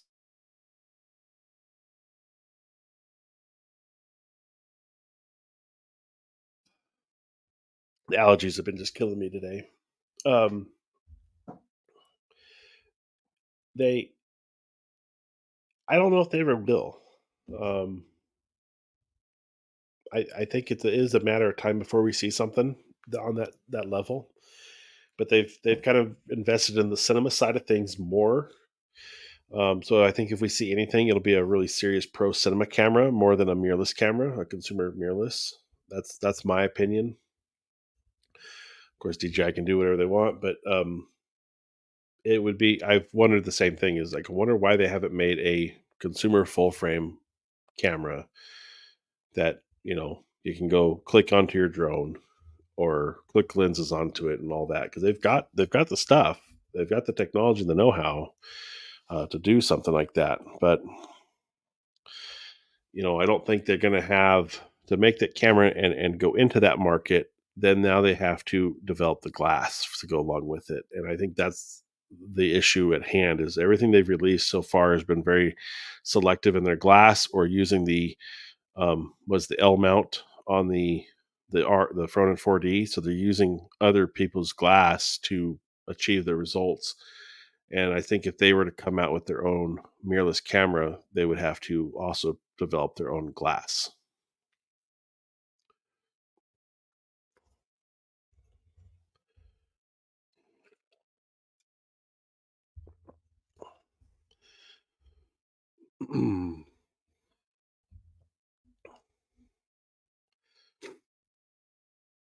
Yeah, I don't know what else I'm going to do with the studio space. I want to do something behind me. And originally, I was going to put my big 65-inch XBR, the big glass with the side speakers, it's a 2015, 2016 model. I use it for editing right now. Beautiful, beautiful set. Um, and I thought about putting it behind me in this little cove. And I don't know if I'm going to do it yet or not. I might still move it. I've got some really nice monitors I want to be able to put up on my desk or on the wall, and I can't do that with that 65 there. I love the look of the 65 in my desk. I've got to get a video out on that to show you like my floating desk. It's badass. Um, I love my desk over there. I've got this little husky, roll around cart for moving, and got the boom mic on it and all that to move it around the studio, move it out of the way, or set up in any direction. I have a lot of space in this studio to move around and set up different scenes. Um, a problem I still face is clutter and all the BS that comes with photography, like lenses and like this cap. Like where do you put all that stuff? When you're not using it. I bought a little tiny toolbox for $50 and painted it white that I have over here in the corner that holds a lot of that stuff. But staying organized with it, keeping up with where everything's at, that's gonna gets complicated. So I've got a lot of storage still solutions I need to figure out. Um, but it's a work in progress. I did a lot of work. I'd made all the videos up to the point where I'm at. I still have videos filmed for the lighting. I still have to do more for the lighting. Like I said, I gave you the demo tonight of some of the lighting features, which is it's fun. I got power strips, so I hopefully be able to turn on my key light. I'm hoping, with voice control. Uh, I've got a lot of plans and stuff I want to do in here. I haven't spent the time and invested any more money into doing it. Um, I'm really not invested that heavily into it. Maybe a grand in paint and lights and my desk. My desk was it wasn't that expensive. It was more expensive to mount it than it was to buy the desktop. But that's a whole other thing. Um, but yeah, the desk gets cluttered up with stuff. The I've got a softbox. I've got a big couch in here, which wasn't originally going to be in here, but I ended up putting it up here because we need to put it somewhere. I like having it in here. It's a good spot to sit down, and relax, watch TV. I can do all that. Um, I kind of want to make it a little movie theater scene. That's why I kind of want to put a TV behind me. I really, to tell you the truth, I really want a new Bravia 9, um, Sony television, but I like the vintage stuff too. So I don't know. We'll figure something out, but more to come on the studio. If I keep up with the builds and all that, I will definitely have more going on. Uh, but yeah, thank you. It's an awesome spot to have a YouTube studio in the house. It's big. I mean, it's lots of square footage for what the size of the room is. I mean, I'm not even in the middle of the room right now. I've still got easily, well, it's from the far wall to this wall is 22 feet. And right here, I've got a solid 12-foot width, and then it narrows down to about 7 foot for the last 6.5, 7 foot in. It's about 7 foot wide. But if you watch the studio build out, I talk about all that, show it all, and show the progress. It was a fun process to get it where it's at right now. Can't relate with the color. That's why I need to build a charging camera storage area. Yeah, I've I've got a shelf above my television. It needs work still. I've got all my old camera bags and all my film cameras up there right now. Um, I've got a shelf I built underneath my floating desk, which, like I said, I'll have to show you. It's got a big PC on it. Um, and I've got to do a bunch of cable management. I actually bought the tools to like cut my own length Cat 6 cables. I've got to mess with all that and get that all straightened out. I just haven't spent the time up here. Generally, this is all wintertime stuff to come up and work on the studio. In the summer, I'm usually out in the garage or outside doing a lot. So that's kind of where I've been this summer. Just haven't been up to the studio that much. But as we get into winter, I definitely will find myself up here more, I think. I like your background, very clean. Maybe you can put some lenses or equipment to fill it. Yeah, I I want to do something special here. So this is a 2 foot by 6 foot cove, and I'm thinking about getting uh, one of these butcher block tops as a desk back here. Um, One, it'll still leave the depth behind me for filming because the desk will be standard height. I'm not going to make it tall like my floating desk. I really got to show you my floating desk, but um,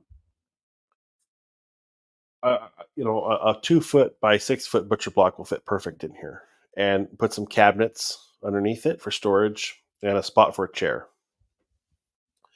So that's my idea for that. I just haven't wanted to invest that money yet because the wood top is going to be, well, my floating desk is a 40-inch by 72-inch butcher block top I got for 100 bucks off of Facebook. And it was used, so I sanded it, prepped it, stained it. It's gorgeous. I want to do the same thing over here, but the wood just to go buy a new butcher block countertop is $200-300, and then I got to do all that work to it to prep it and stain it and do all that. So there's that process. Then of course there's buying cabinets to put it on. Um, and I've got some work to do.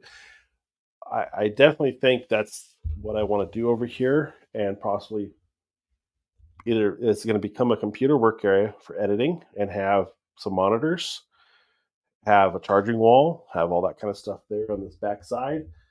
Um, and then the other part of me says, put your TV here and do all the editing stuff at the floating desk where I intended it to be worked at, and get rid of the big television on that wall that's taking up all my space. Now I like having the big 4K 65-inch because it's when I'm sitting there working, I'm about 4.5 feet away from it, which is a good distance to put up multiple windows off my MacBook. So if I have my MacBook plugged in, I can put up multiple windows and I can watch a YouTube video, not on the whole screen, but just right here, on the monitor, and it's got good resolution. So it works well for multi windows. It doesn't work well for editing. It's just too big. You're trying to control in DaVinci, and it's just too much.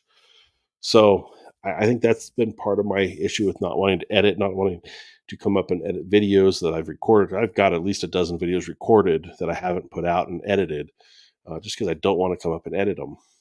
Uh, so that's one area that maybe I can make an improvement. But I do like the idea of the desk behind here. Uh, I got the overhead lights that are nice and bright when they're on white, uh, to make it a workstation. One of the side hobbies I've wanted to get into is fixing the old electronics equipment. Even before they got zapped, I've got some that I need repair. I wanted to learn how to get in to the circuit boards and fix the circuits and peel off a circuit and replace it and solder that fine detail stuff. I've wanted to get into that, so that would be a great spot to do that right here. So it's open. I don't know what all I'm going to do yet. It's been kind of just, it's not a priority for me, and I've been on the back burner. But I imagine this winter I'll figure something out.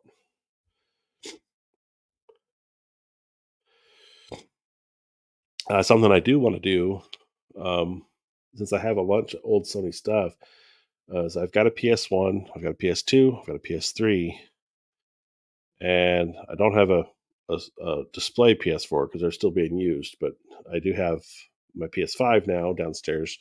But I thought it'd be cool to make a bracket to show off, that old stuff, the generations of the PlayStation, older Sony equipment, the vintage stuff. Some of the vintage stuff I have, definitely want to get that out and showcase it in the studio.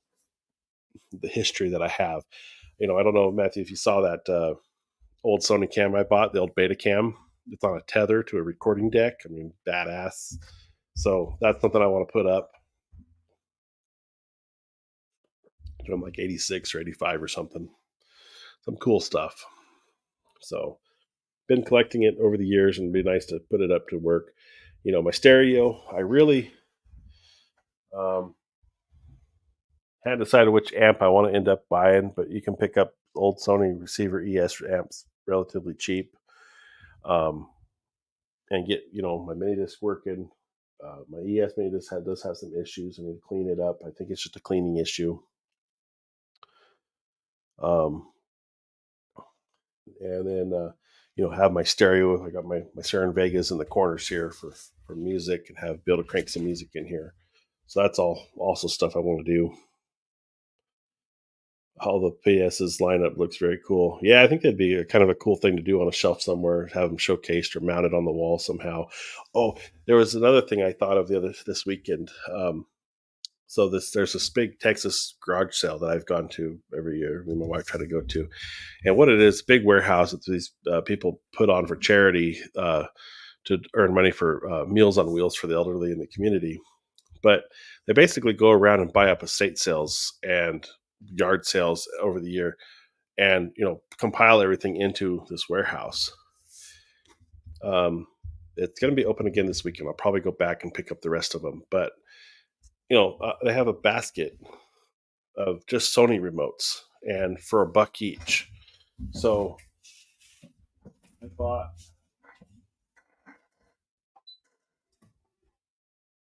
I've had this one. I've owned this one for a long time, but I got it bigger brother for $1.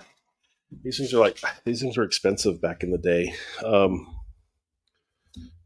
Indiglo display, fully programmable. This is the RMAV 3000. The guy's got his stickers and his programming stuff on it. This is the AV 2500. Same thing. It's got a light. So these old remotes are pretty cool. But I've got one year I was there. I bought about 20 Sony remotes. Just bought the whole basket. I mean, I got little audio remotes from the old car stereos. I've got vintage television remote, the old silver ones. I've got the generations of CD player remotes, all the different generations of the remotes. And I thought, man, I was going to just sell them on eBay because I figured some of them are, got the old dials for VC. I said they might be worth something. And then the more I thought about it, I thought, this weekend I was thinking, I got so many dang remotes here. It'd be cool to mount them all in a frame and like a collage and hang it on the wall. So I think I'm going to do that. So I think this weekend I'm going to go back and buy the next basket because they had another dozen or 2 dozen remotes in that basket. I only bought 2. I bought this and Bravia TV remote for my son's television because his remote's missing or we don't have it, but it ended up not working. So I gave him another one I had, a Universal.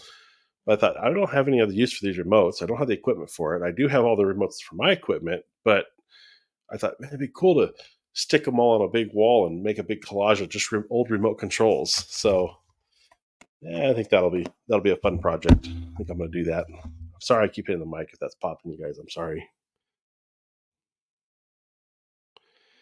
Is that a remote control? Yeah, it is. These are so Sony came out with these remote commanders years ago. My dad had one probably back in the '90s. He still has that one. I know. I think this was one of my dad's that I ended up with. But they're fully programmable because they got the TV, cable, satellite, basically every input your receiver would have on an amp, CD, mini disc, tape, DVD, uh, control. That you can code, and then they're fully programmable in frequencies, so they'll control any device, whether it's Sony or not. And then they've got the touch screen for the different menus for the different devices, uh, and they do work. I mean, it powers all that stuff on, and you can turn everything off. You can set macros with it. So if you say, I want to listen to mini disc, you can hit the macro button and it'll turn on the amp, set it to mini disc, turn on the mini disc player, hit play, all that stuff from these remotes. So it's kind of cool stuff they used to have. But yeah, I think that'd be fun.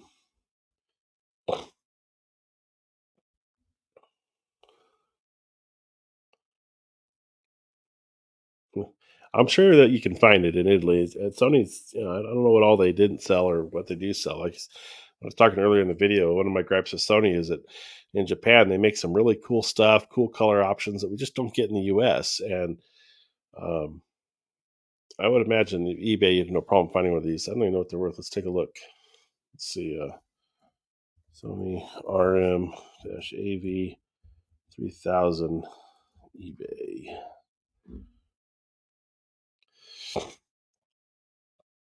Well, the most expensive one is $90 or $69, and the cheapest one is 650.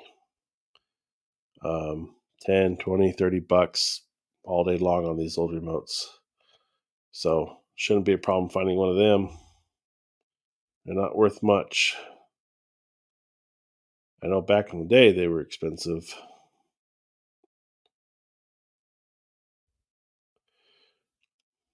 Let's see what the 2500 is worth. A lot of this old stuff, there's just no value in it for any reason. Um, 10, $20. There's the original. This is the original one my dad had. This is the AV 2000. It's a darker gray. Looks very similar to, well, it doesn't look like either one of them, but it's got the big LCD display on it for $10. They made them a lot. There's 2100s. There's all sorts of them on there. There's plenty of them out there to get. So yeah, go find yourself one.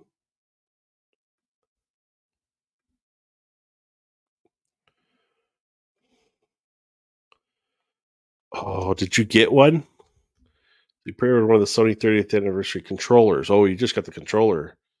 The system sold quick, dude. If I had the money, I wanted that 30th anniversary so bad. I don't need it, but I would have kept it in the box. I wouldn't have even opened it. I would have just banked on it, and then wouldn't want to sell it. Would never want to sell it. Um, but you got one of the controllers, huh? That's sweet. I was in one of the Sony lives that it's Sony Connect after it's after hour support. They do a live every month. They've been more active lately. It's been like twice a month. They do a show, or they'll do a daytime show and then a nighttime show. And I've been part of the nighttime show on their live since they started. And I was joking with them when I said, "So everybody, all the regulars in here, you guys reserved a 30th for, right?" I didn't hear a response, but thought it was funny. But yeah, that thing's cool. I really wanted it, but man, it was what, $1,000 for that, just a PlayStation 5 for the 30th anniversary.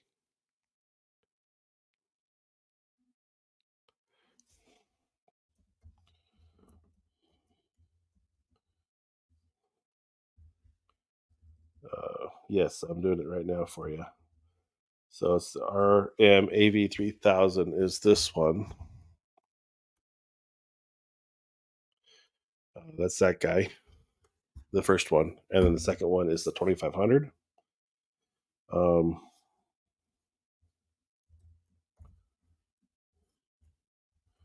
the 2500, and then they made a 2000, which is the older one. But if you're gonna get one, get the 2500 or the 3000. I'm not sure. Let me see. Um, RM-AV. They made a 3100. I don't know what the difference between a 3100 and a 3000 is. Things I'd watch out for them though is make sure somebody didn't leave the batteries in it. If you do buy one, make sure they say it's tested and it works. And I would go as far as even requesting, if you do find one you want. I know they're cheap. I mean, it's not a big deal, but make sure the battery compartment is clean and free of any corrosion from the batteries. Because if somebody left the batteries in it and then put it away for 10, 15 years and forgot about it, those batteries will just destroy the electronics inside it. So make sure that it's working when you buy it. Um, I don't know what the difference between the 3100. Well, this one's a 3000. It's labeled a 3100, but it's a 3000. So I would imagine just find yourself a 3000. Yeah, see, like here, this one. Uh, no, nope, I take it back. It's clean. I was going to show it to you, but it looks clean.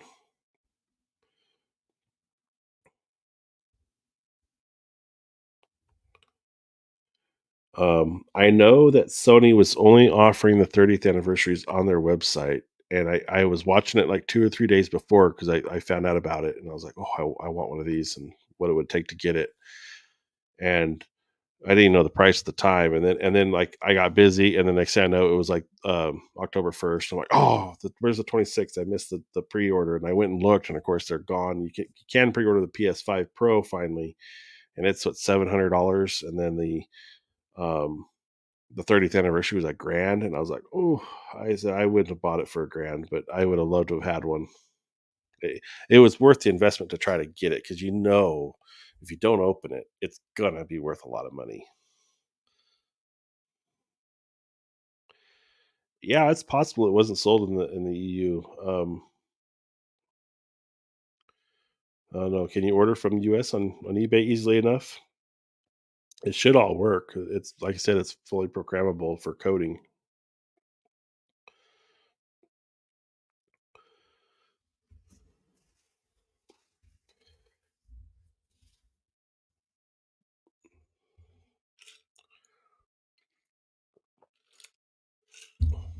I have a translucent green Nintendo 64 in the attic.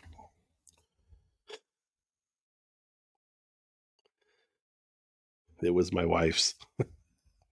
She says it doesn't work, but one of these days I found out what they're worth. I'm gonna go out there and grab it and get it plugged in and make sure it works. It's probably a bad power supply or something. I'm hoping.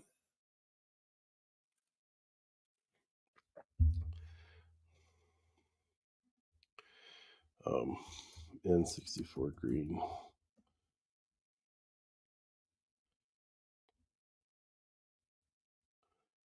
Well, eBay they're not worth much, but I know I've seen them go for near $200. So there are a couple on there that are in really good condition. Looks like that are 200 bucks. Yeah, I bought a PS5 this spring. One other reason why I've been off is we all the family and I got involved with my kids on it, but we all play Fortnite now, so that's another thing keeping me away from YouTube. Good family time on Fortnite. Yeah, it sucks, man. Well, keep your eyes peeled. You never know. Might be something you can be had someday. Flea market, maybe somebody's got one.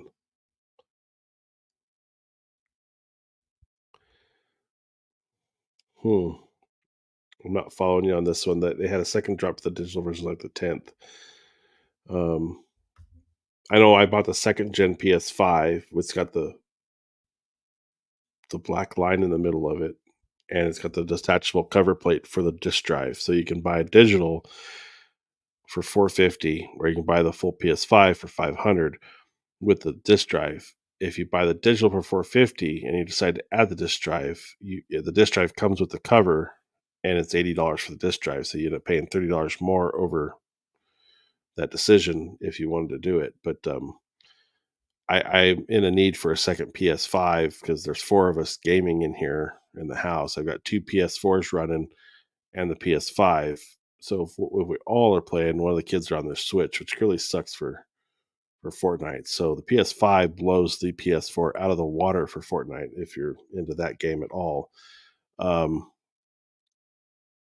and so yeah, I want to get another one, but I'm like, well, I'll just wait for the Pro and buy myself the Pro for the studio up here probably.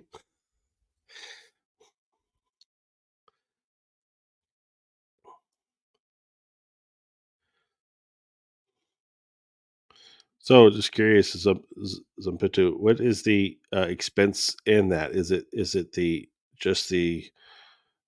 shipping and the freight, or is there a customs issue with getting it into the country?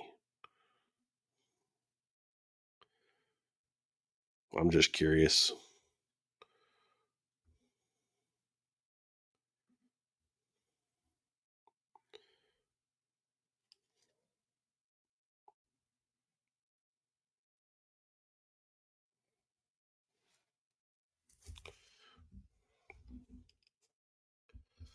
Um, Off this desk a little bit. We got a good show. 30th anniversary. So they had a second job for the 30th for just a digital version. I thought it was only coming in a digital, but it came with the cover plate Um, so you could add the disk drive if you wanted to have a disk drive version of it. Yes, we have a custom. You never predict how much it'll cost you, and also shipping is around $25 or more. Yeah, yeah. For something that's costing you, 10 bucks to buy, you're gonna end up paying what 50, $60 to get it there. That gets kind of ridiculous.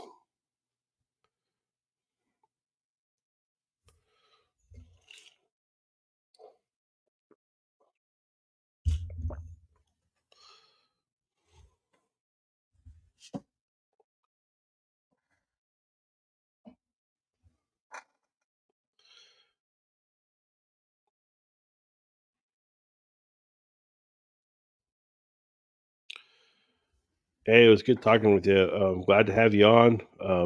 Be on the lookout. I'm usually on this time on Monday nights for me. Uh, Really nice to have you on and have you active in the chat. I appreciate it when you guys come in, and even if you're just watching, hanging out, that's fine. But love it when you guys chat and get it. We get active on the chat. It helps the show go by for me because I don't really have a plan ever.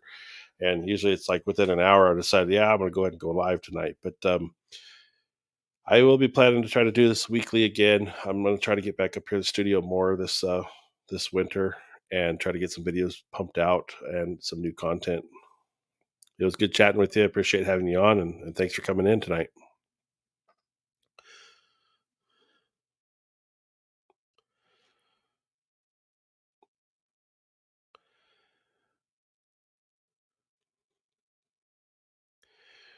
Well, we're at almost 2.5 hours for the live show. That's pretty good for me.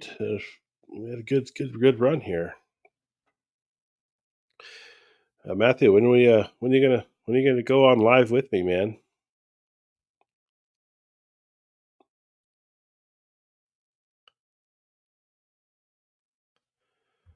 Yeah, make sure you check out. He's got a channel too. Look up his channel. I think it's just Matthew Pate, right, Matthew?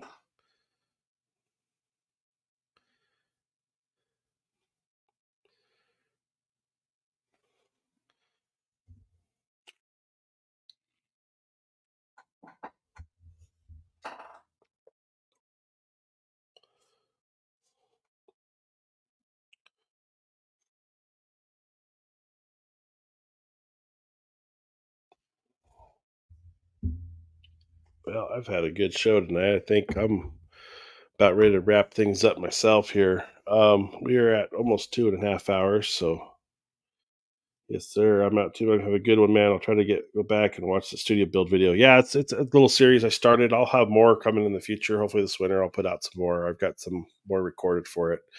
Um, so yeah, definitely check it out to at least get the paint color because it's a cool color. It looks really nice in person. For being dark gray, it's got a lot of volume and a lot of depth to it. It doesn't look like a black hole. Um, so I do like the color. It looks nice, just lit up in the room. And then, of course, if you got powerful enough light, you can turn it into any color you want. That's what's cool about it. It's very neutral colored. So check it out. But yeah, I'm out too, I think. Have a good night, Matthew. We'll see you around. And for all you guys out there that are coming in afterward, or you're still with me, thanks for coming in and watching. And I'm gonna call it a night too. We're at 2.5 hours almost. That's a good run for a live stream, especially for a Monday night. So thank you all for watching. Stay tuned for some upcoming videos. For the first few, probably not going to be so related to the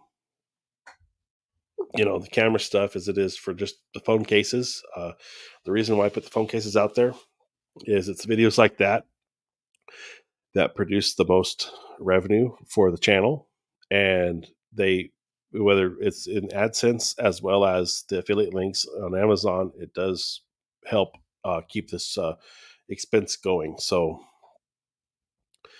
that's why those videos are going to come out coming next.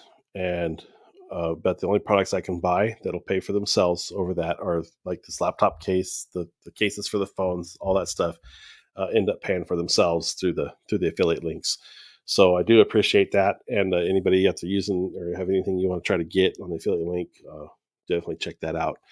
Um, but yeah, those videos are coming here in the next coming weeks. I'll try to have everything wrapped up here in a couple weeks on those. And like I said, I think the next video is going to be a A7R2 versus the iPhone 16. I think it'll be a good one. So, with that, I'm gonna say good night. Have a good night, guys. I appreciate y'all watching, and I'll talk to you later. See ya.